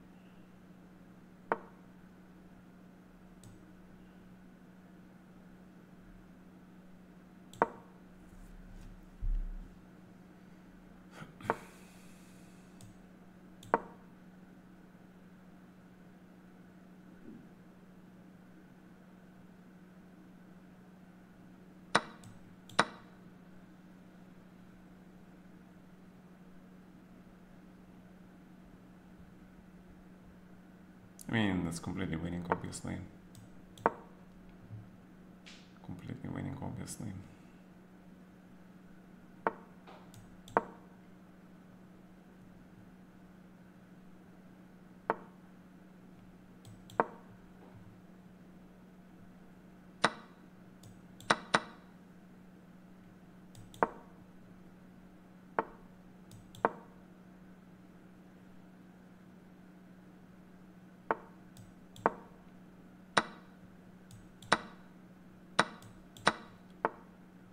His only hope is if I don't have enough time.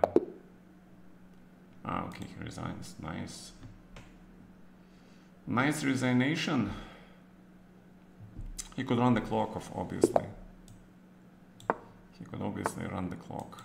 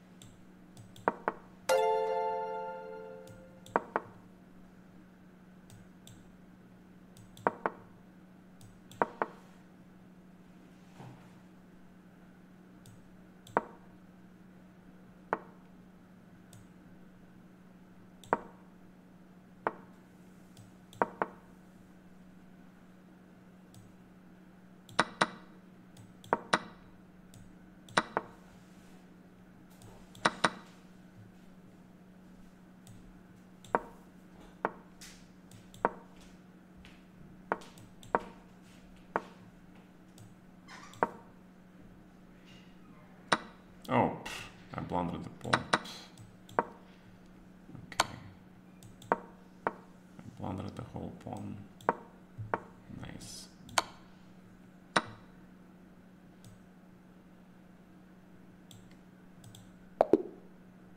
Oh, perfect draw offer.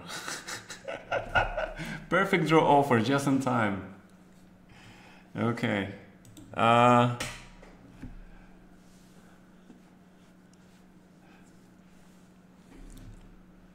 Greetings from Peru. Greetings.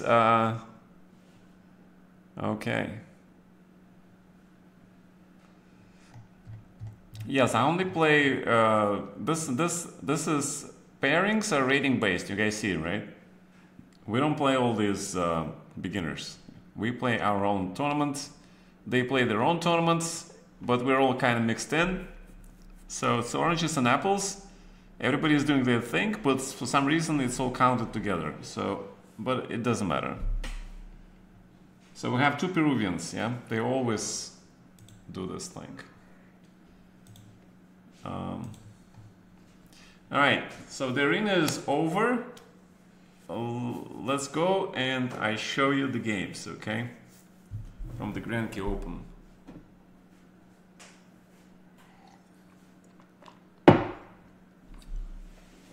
Okay. All right, let me see this.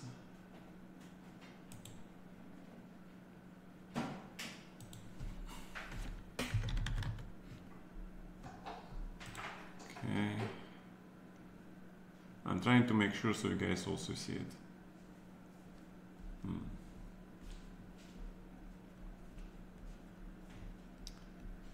Okay. It's loading.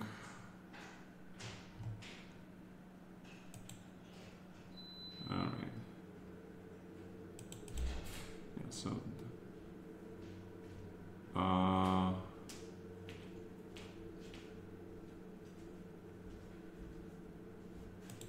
right, how do I make new game?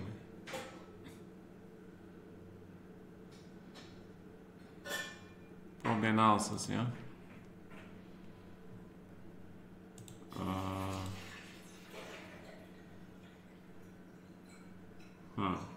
I can load from PGN.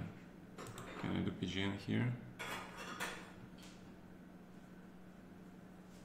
Copy game.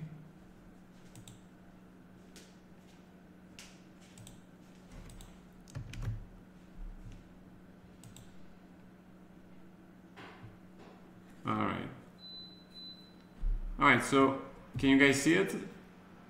Okay. So this guy name was Rybarchuk. Sorry, my pronunciation is bad. Alright, I'm playing black.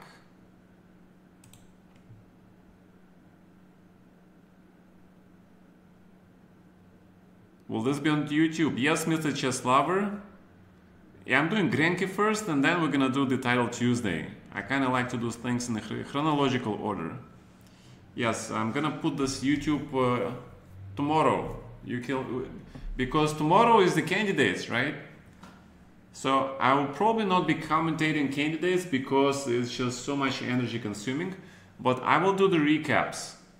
I'll do the live recaps in the evenings, and then wait. Oh, but they play in Canada, which means they wake up by the time it's evening here. Oh, that's not good.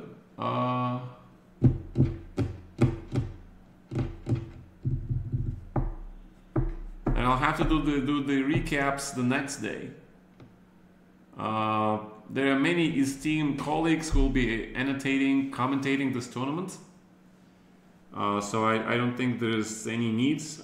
Maybe one day I'll try, but I'm not guaranteeing it. Okay. Okay. Well, we'll talk more about this. All right. So let's see the game. He plays knight f3, knight f6, c4. This is first round in Grenke. Apparently he's 21-22. All right, g3, d5. So we went into this, and so okay. So he plays very solid system. What do you do? I don't know. So I just came up with this move on board, and I'm trying to confuse him. Apparently it worked. A5 is useful in a lot of ideas. Yeah. Anyway, I mean, if white plays b3, maybe you want to play a4. Yeah. It's a threat. So he decides to go into the Catalan, and that's fine with me. Catalan. There's knight c3. And I play very solid. I don't take this pawn. I just play this. And I think this was inaccurate because After b6, now this queen is gonna get trapped, okay? So I think he went into big thing here.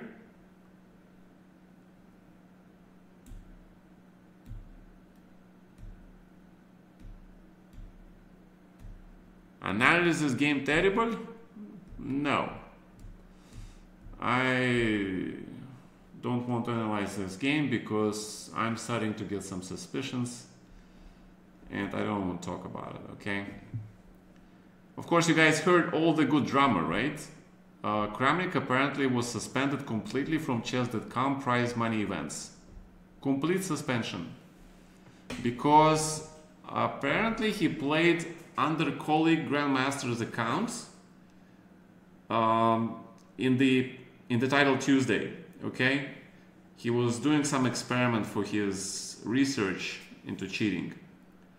But it is a wrong thing to do, and Chess.com apparently told him that, you know, you're doing this, we're not allowing you to play any prize money events, period.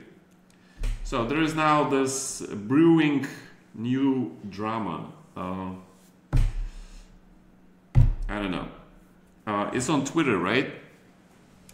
Geary is there, of course. He's always there. He's the biggest Twitter commentator, chess commentator. Yeah. So he's right there. All right. So after b6, and he plays b3, bishop a6. I already like my position because queen here is just wrong. All right. And you guys see the computer agrees with me. And now he has to be pretty careful not to fall into a bad position. And what happens is he falls into a bad position because he missed a trick. I played this, and now this looks very normal, right? But after this move, he is lost. Simply because of the spin, okay? If he moves the pawn, what did he do? He played knight d2, yeah. If he takes here, then there is this threat, and he has no time to take this pawn. And the knight cannot move because of the fork. So the queen has to go, you hit the knight, and he loses the pawn, because if you play e5, this is even worse, yeah? This is just terrible position. And this pawn is alive, easily protected. So the guy blundered on move number 11 in a serious tournament game. I got very lucky. So, but he started to play well, and knight b6. Okay, I remember why I wanted to show this game to you. Because there was this interesting thing. Yeah. So this bishop is very strong. Extra pawn is kind of weak. If I play c5, it's mass trades, and also his bishops come alive. Yeah. But because his bishop is here, taking control of the square, I cannot do anything. So I need to do something. I have extra pawn, but it's weak. So I decided to take this guy, but then I get this nice square. It's isolated, but it's extra, okay? So he plays f3. This is a pretty weird move. Yes, I think after rook a b1, he has good chances to make a draw. Because if I trade trades here, and I play for queen d5 endgame, I think he can even take this. But obviously with the queens on board and this active bishop and this weak pawn, potentially white wants to trade all these pawns and go into the heavy pieces 3 versus 4 on the same flank, which is a draw. Okay, so reasonable chances for white to make a draw here still, simply because this bishop takes away this key square. All right, but he plays f3 and he wants to move the knight and keep this bishop alive. So what do? You improve the pawn protected by the bishops, and you create this potential invasion square, okay? He's also threatening rook b7, so I cannot allow that. He plays rook b8. I obviously see it. But now the computer doesn't show this to you, but after this move, white's position is critical because of this move, all the dark squares around his king are weak. This pawn will be massively attacked by both rooks and the bishop. And again, weak king, all black pawns are easily protected. And white will have to be very careful trying to protect both of these pawns. The computer probably can do it, but for the human it's bloody impossible. So the game continued like this. Knight d3, g6, a luft, and the knight is gonna go attack, okay? So the bishop is coming to f6, the knight is going either to f5, b5, and this pawn is gonna fall. So white has zero counterplay, okay?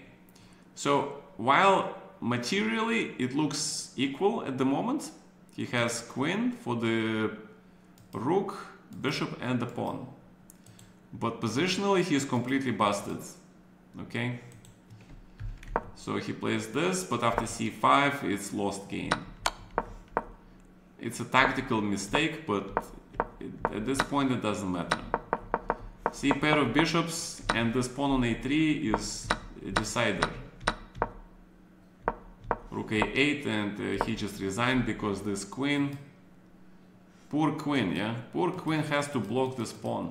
Not the rook, not the bishop, just one pawn. Alright.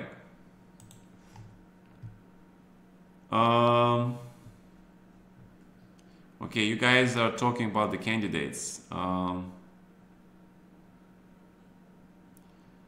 Yes, hello people, hello newcomers.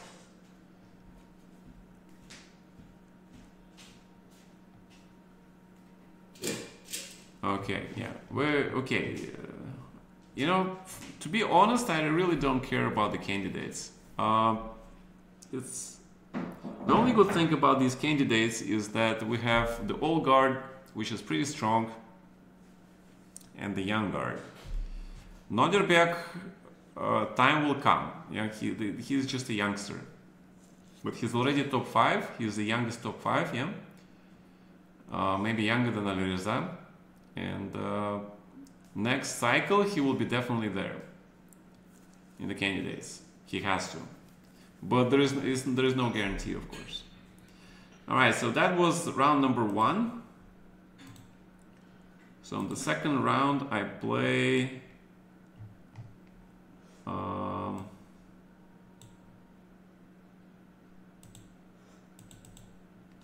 this guy. Okay, so let's go to analysis.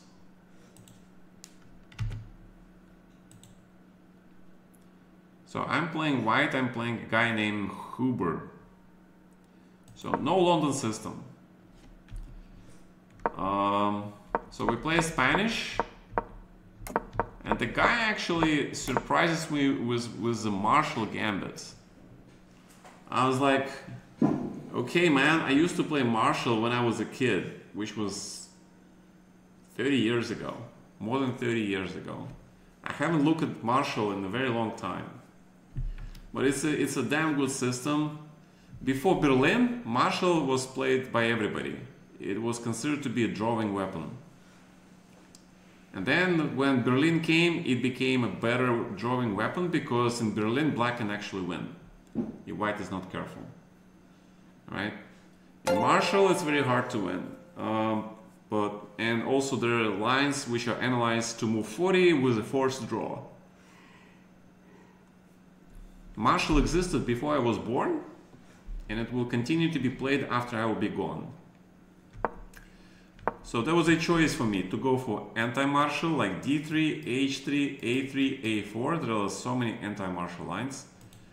But, you know, I thought that, you know, this guy was a little bit too young to play Marshall Gambit and to remember everything. So I bet that he does not remember the old line with d4. The line with d3, everybody plays now, everybody knows it. But d4 is a very old line, okay? I mean, these moves are all forced, and I tried to remember, I couldn't remember my game versus Anand, where Anand played white and I played black. It is fantastic draw from Candidates 94. If you guys haven't seen this game, I highly recommend you to go see it. It was game round number 1. It was an amazing game.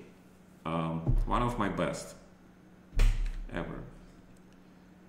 Alright, so, and then he plays this move. And then I remembered like about 20 years ago before I retired, I remember that people discovered this move and supposedly it's even better than bishop g4. Bishop g4 here.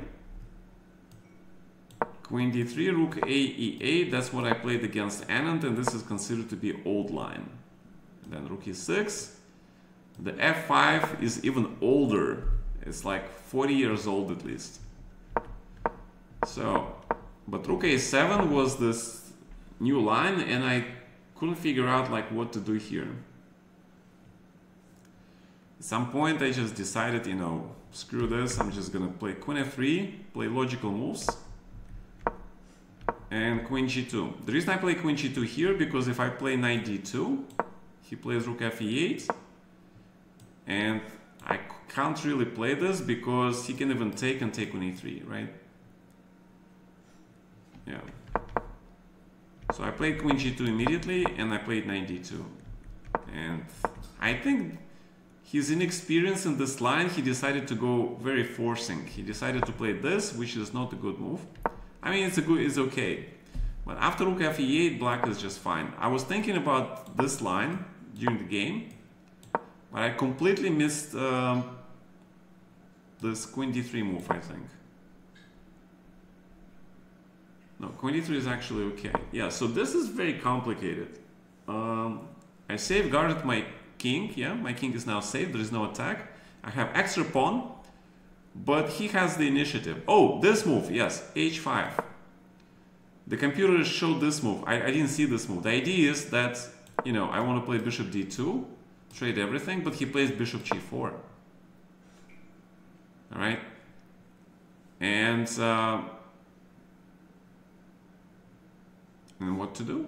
Because if I play bishop d2 here, he takes, we trade everything, but his queen just infiltrates, and he has this beautiful knight f4 move, which is another famous Marshall idea. Yeah, black is better. So the computer says I have to play this, but after queen f5, I'm forced to take, and I have extra pawn, but look at all my pieces, they're completely squeezed.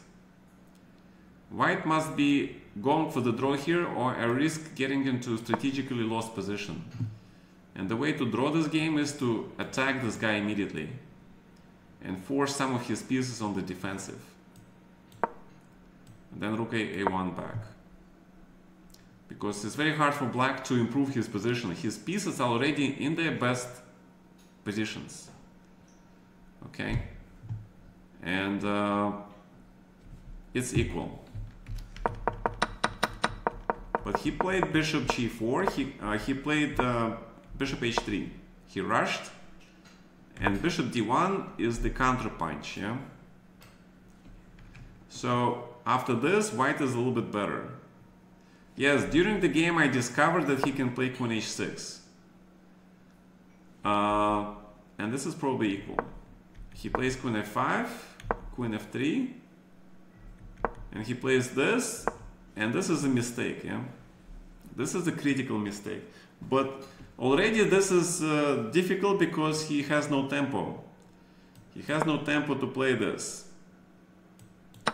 Because I traded the queens, and black needs the queens, and extra pawn, okay?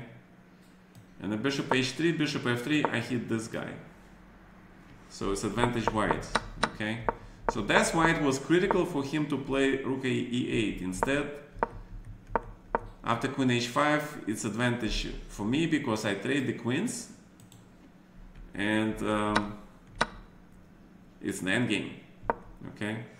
So critical move bishop f3, hitting the pawn. He plays f5, and now knight f1, and now it's extra pawn. I'm threatening bishop d2. All my pieces are well placed. He takes, and now the simplest is this, yeah. Extra pawn is kind of weak here, but a4, critical move, yeah. You need to open the file. He tries to keep the position closed, but you take this pawn. It's weak, but you get the c file. So he plays rook b8, and now, yeah, you can play b5, a5, but I was a little bit worried, and I decided to be super safe. I'm creating the threat of rook c6. So he goes for this, take, take, take, and it's absolutely healthy pawn, and the logical thing to do would be to play a5, rook c6, a6, yeah? But for some reason I hallucinated here that there is a threat where he takes, sacrifices the exchange, takes the pawn, then takes this pawn, and then these pawns come really fast. Yeah, it was hallucination. So I played rook a3, but my advantage kind of dropped. Yeah. But lucky for me, he played some not the best moves. Bishop a7, h4, g6 was very bad. Yeah. He had to play rook b4 and force my rook on the passive square. It's still winning, and the way it's winning is because I'm threatening to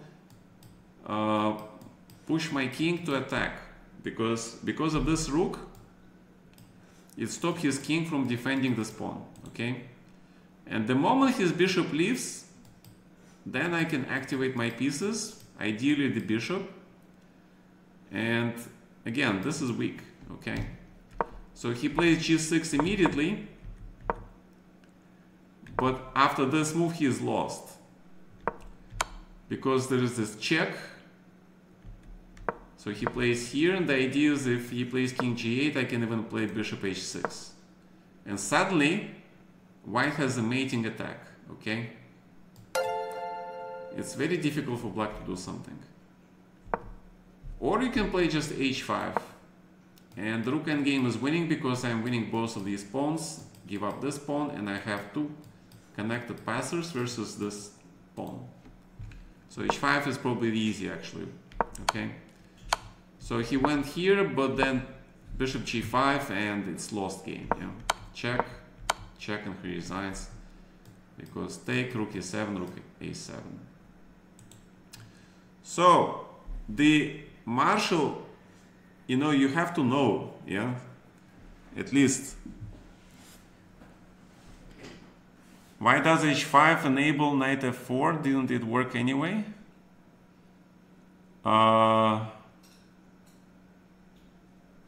Could you bishop e4 earlier to move the queen from the g-call? What? I don't understand the question. Spassky used to play bishop d5. Yes. This is your game versus Smyslov. Cool.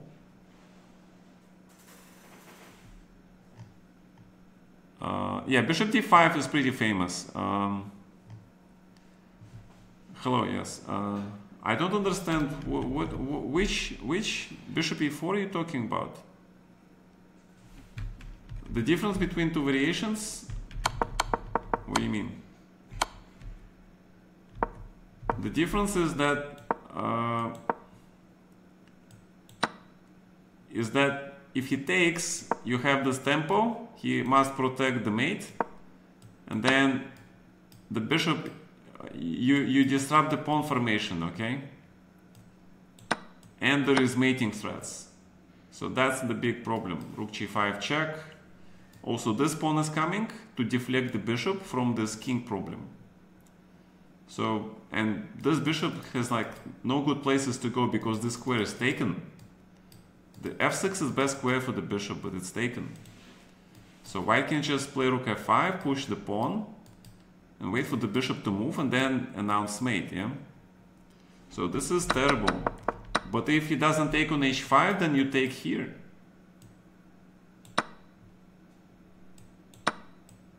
Or you play this. Again, mating threats, yes? Rook a7. And then it's a mate, because you win, check, check, and mate. All right. That's why it is very important to always undermine. Yeah. H4, H pawn move, push is important. If you don't push H4, how do you win this? You don't. You need to push this pawn. You need to. This is the only weakness in his camp. So you're threatening to attack with the king. And to prevent this G6, you need to hit the G6. Alright, this was the second round game. And we have the third round game.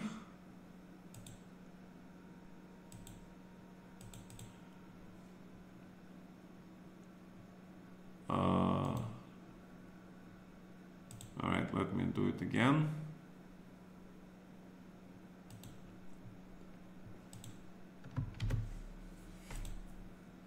I play against a guy named Langheim. This was actually a tough game.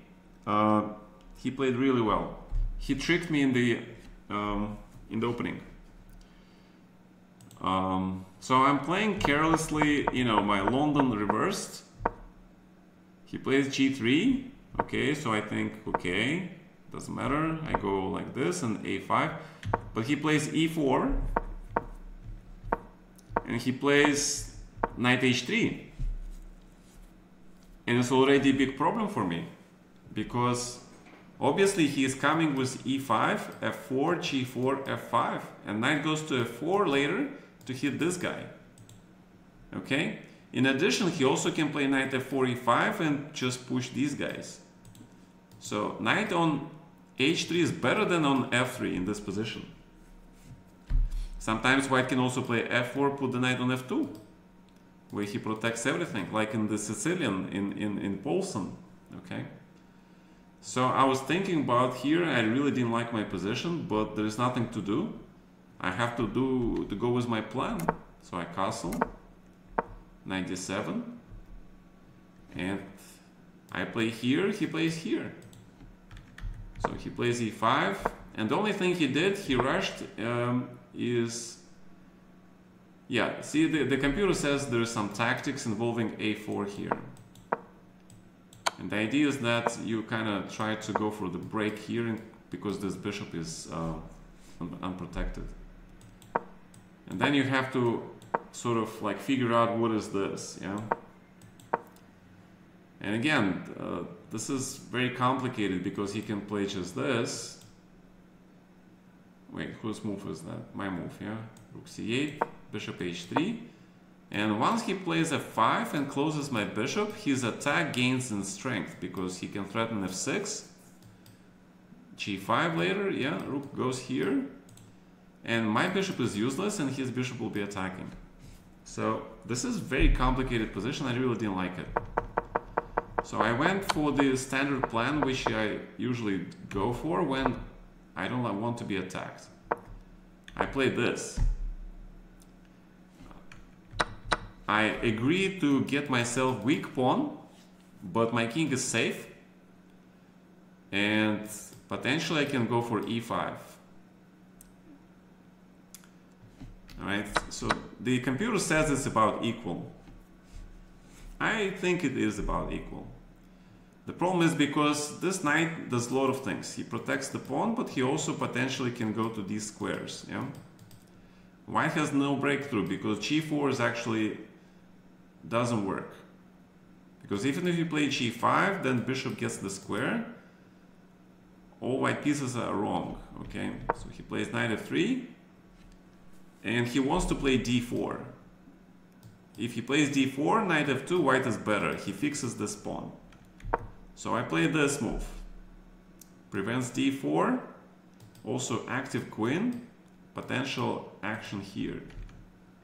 He plays knight f2. And now I play... what did I play? I played bishop f5. I just don't want to allow this knight on e5. Yeah? Because if this knight gets to e5, then look at his knight and look at my knight. Yeah? Two different knights. So I wanted to prevent that, play bishop f5, but apparently it was not correct. But for the human, it's very hard to understand why. Yeah? He plays this rook, apparently a4. Yeah, a4 was better because then your pawn chain is protected. But you have to put your pawn on the light squares. And also the knight potentially can go to b4. Again, the advantage for white is not that large. This is very sharp. He plays this, and I try to utilize my queen. Good position, yeah, because now queen hits this guy, and potentially I want to play knight b5. All right. So as you can see, black is already better here. It's kind of amazing, yeah. Just because of this little pawn push, yeah. He plays a4, he is better. If he allows me to do this, I'm better. King g1 was a very strange move. Yes, I saw this idea e5, and it will also come later. Sacrificing the pawn is kind of important, yeah. The idea is this pawn is weak. You see, it's big advantage because this pawn is weak. All white pieces are bad, and black has incredible access to a lot of squares. Okay, big advantage for black. I just didn't realize it was that big. I thought, okay, maybe I'm better, but I give a pawn. I wasn't sure, so I played this. But he trades the queens. And here I made a mistake. I played this move, which is incorrect. Yes, I should have played e5 immediately, of course, because I allowed his rook to get active here. Okay, we'll see the difference in a little bit. I played this, and my original idea was to okay, h5. My original idea was to play knight b3 here, but knight b3 is just equal. Okay, leads to a draw, and I didn't want the draw, so I played knight b5, h3. He wants to play c4 and open the bishop and close my bishop. So g6, c4. He really didn't want to open the bishop. So he plays this, take, take. I cannot take on a3. The knight goes back. So we have competing interests here. Yeah, he should have taken here, and this is critical position. Black is a little bit better because I have wonderful knights. I have some squares. And but he is okay because he also got squares, yeah. The square in d6, potentially c5, b5 break. This pawn might be weak, who knows? But it is equal, okay? Instead, he decided to sack the pawn for the activity. Yeah, but after taking on g4, his problem is that he can't take this because of rook g6. If knight moves, there is check. And if knight moves here, then the big problem is like how you protect this thing, yeah? Or also rook b8 also possible. And then king h8. Because these rooks cannot protect the bishop. This is check, if king h1. And the bishop has no moves. Bishop a4 loses to rook g1, rook bishop e4. But if bishop h3, then this rook h6 is coming, yeah? Yeah, so white is lost because his king is too weak. So he cannot take this pawn, so he plays really good move. He attacks the knight. I played bishop f5. The rook g6 is computer move, but I didn't believe in it. I played human move. My bishop protects the pawn, protects the rook, protects everything. It's okay. He plays this. Yeah, he could have played b5 here. I agree. But he plays this. Rook g6 here. So this is forced, and then bishop e6. And we have another weird position. Beautiful knight, pawns on the correct color. But the problem is the king, yeah? With this pawn, open files, this king is not safe. On the other hand, like, knights take away all the squares. Like, how do I improve my position? Knight has to protect this pawn. Bishop has no threats. He can hit this pawn, yeah? It's kind of weird, which is why the computer says it's like very close to white drawing this game. So he plays this, But okay, I'm in a good form in this tournament. I find good moves. He wants to play b5, yeah, protected the pawn. But knight f6. The key to this position is this knight. This knight is doing so much for him, protecting his king, blocking the pawn, taking all the squares from the bishop. The key thing is to trade this defender, and then rook has access, bishop has access, and pawn has access. So you don't care about the queen side here. Oh my god.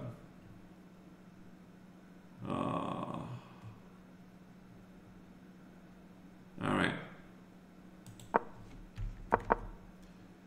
Yeah, so knight g4 is coming. Okay, so he plays b5, but after knight g4, the threat is take, check, and push the pawn. So he played b6, and after this move he resigned. But as you can see, in 2 moves, white's position went from almost drawn to completely lost. Simply because he allowed this knight to be traded. So the big question is how he should have played, and the computer says it's rook e4. Because if I play like this, rook g4, he trades one pair of rooks, and I need both rooks to push this pawn. Because the pawn pushes, the second rook hits the check. If there is only one rook, he sort of like blocks everything, and you see it's equal, yeah, because he blocks everything. And then, yeah, it's amazing, really. Very complicated position. Yeah.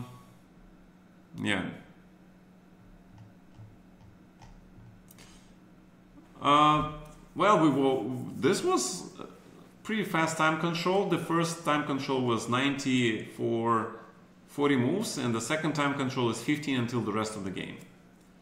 So yeah, at this point he was a little bit low on time, but I think he didn't like his position much, and you know, he resigned to the fact that he lost. He didn't. So psychological thing plays a huge role, obviously. All right, gentlemen, it's getting really late, so I will continue this a recap of Grenke later. Let's do the quick recap of my game versus Magnus from yesterday, okay? And I'll do this Grenke tomorrow, okay? Because I'm very tired and I need to also get some food, okay? So let me do the quick recap of the yesterday's Title Tuesday, which I won. I consider winning, sharing the first place. We all won, we all shared first place, we all won. Just to show you, there is this article on chess.com. The early Title Tuesday. 4 of us won, okay?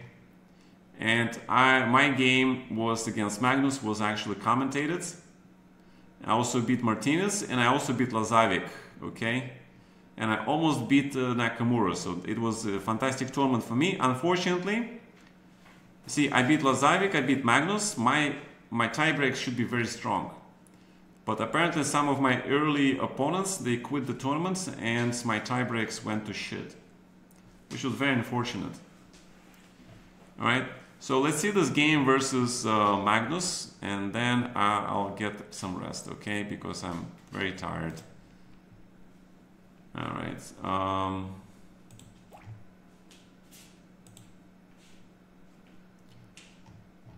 Okay.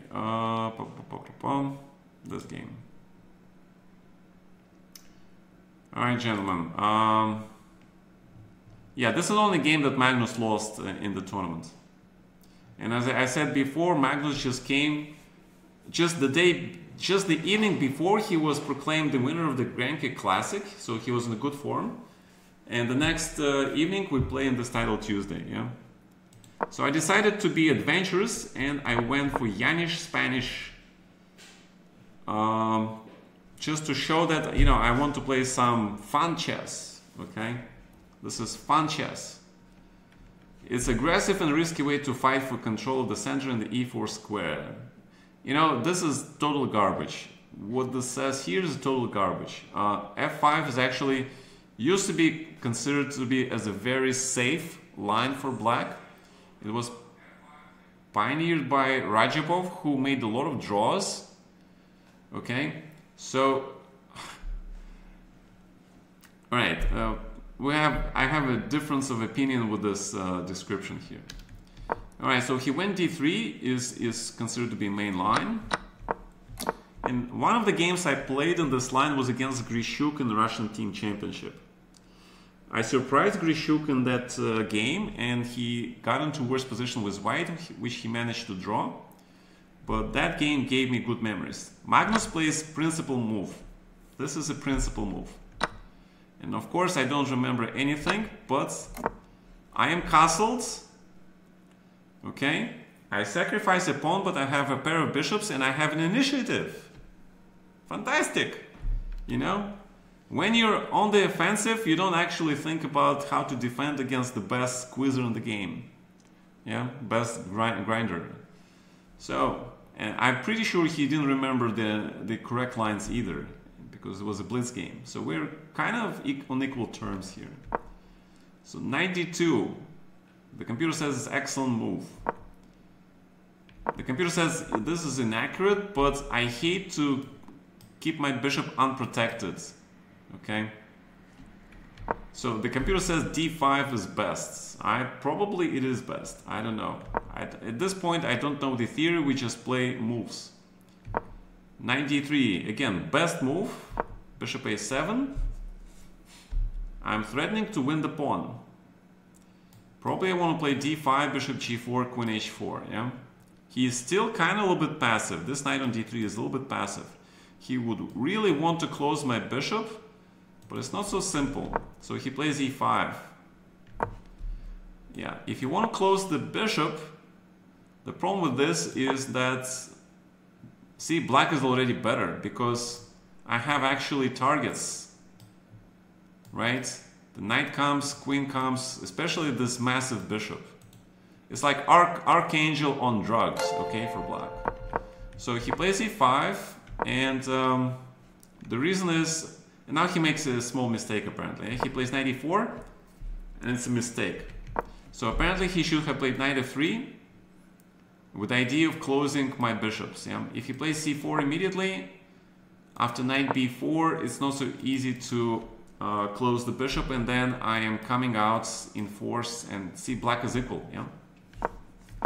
So he rushes. He plays knight e4, and I play d6. I mean, white is still better. Yeah, the computer says bishop a6 first, and then, but you know, I think that at this point I don't care about pawns. I just want to get my bishops into the game. I want activity, and I want Magnus on the defensive, okay? Because I looked at some of his games in the tournament, he was blundering tactics actually. So that was a good sign for me. c4, knight, I played bishop f5, possible, knight b4 is best, but again, aggressive move, yeah? Knight g3, and take, knight b4. And apparently he made a mistake here. He plays this, and after d5, black is okay. But I took bishop e3, take. If queen takes, then obviously counterattack, yeah? Ah, wait, knight c2. Sorry, just exchange. So he takes with the pawn, and this is the only move which keeps me alive. Yeah, I'm preparing knight c2. I'm fighting. I know I'm worse. Okay, black is worse. Let's make it clear. But I have good chances to make a draw. Now, I have terrible pawn structure. His pieces are a little bit better, and my knight is a little bit off. So let's see what happens. b3, take. I should have played a4, of course. You know, undermining this pawn chain, getting rid of this weakness. For example, if he gets knight to c5, this pawn is permanent weakness. All right, I took, and I made a mistake. Again, must play a4, get rid of the weakness, and then this knight is, after you trade the pawns, knight is well placed. But I took here, and the problem is, once he arrives with the king here, knight to c5, knight has 0 moves, and I'm completely locked. Yeah, so that's what he's trying to do. Knight c2, knight b4. Yeah, king c3. So he has only one more move to go, knight c5, and I'm lost. Okay, so perfect time to give him this pawn, but to get the knight back. Knight protects everything. And now my rook is free to go. So he plays king d3. He wants to get the king here. Knight to d3, attack. Rook b8. No time for king e4 because I attacked the knight and the pawn is gone. So now he has to protect this pawn. So what he does, he plays knight e3, and he really wants to centralize the king and puts knight on d3. But you cannot allow that. Yeah? So check, king e6. The king is stuck here in this inferior square. So he goes back, and then h5. Yeah? I want to trade as much material as possible to, to make a draw. So he goes for the fighting move. Okay, I'm threatening king g4, king f3, then rook goes here, another threat. Yeah. So see, I'm always trying to go for the active counterplay, aggressive counterplay. Tomorrow I'll show you some more games from Grenke where I follow this principle. Okay. I am material down, but I go for the activity. If you've been on my streams for a long time, then you know this. Yeah, I'm always talking about how important in the endgame activity is. You can sacrifice stuff, but if your pieces are active, that's excellent. So he gives me a check and plays king e2. Bite is fine. Yeah, I keep his rook chained to this pawn. So it's impasse, it's equal position. So after king f3, it's repetition. So he plays knight f6, he plays for a win. But then I spot e4. And now he has a problem because he's kind of in the zugzwang. Because now my rook is ready to go on the d file. And if he tries to prevent that, then king goes after this pawn. So he has to be very careful now. He plays king f2. And it is a mistake, okay? Apparently king f1 with the idea of rook a2, rook f2 check. That's how you bring this rook to the f file with the tempo. After this, my rook enters the game. And you see black already has a big advantage. So he plays rook b2, kind of passive. Obviously knight goes into the center, creating the threat of knight g4. And now white is strategically lost, okay? He plays some moves. We both blunder that I can take and win the knight. But at this point it doesn't matter. I have 10 seconds. I know I'm much better because knight g4 is coming and I win this pawn, okay? So he gives me this check. I take this pawn. I can win this knight, but because, rook d8 hits the knight. And again, the check, yeah? But at this point, I just follow my line, yeah? King e5, take away the square from the king. Rook e3 is coming. Trade. I protect against knight e7, thanks to knight f5. Check. And now king d6, king c7 wins the knight, because his knight is trapped, and knight and pawn, they take away the squares. I do not see that. I played this, and I'm trying to figure out the way how to win this. Fortunately for me, it's still winning.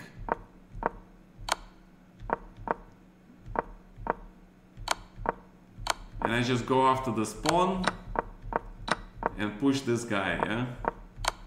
There were so many ways for me to win this, but the important thing, I didn't screw up too much, and it's still winning. And he resigns, okay?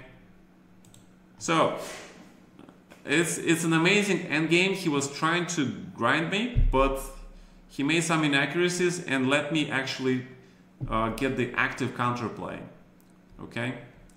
That's the thing. Activity is critical, absolutely critical.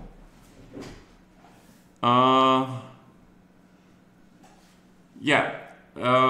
It's important not to screw up too much, of course, because many times I screwed up, I blundered in absolutely winning positions. Especially this is the Blitz game, all right? All right, gentlemen, it's really late. I'm very tired, and I hope you enjoyed the stream. You enjoyed the small recap, part 1. Tomorrow I'll do the recap, part 2 of the Grenke, and more recaps of Title Tuesday. Okay.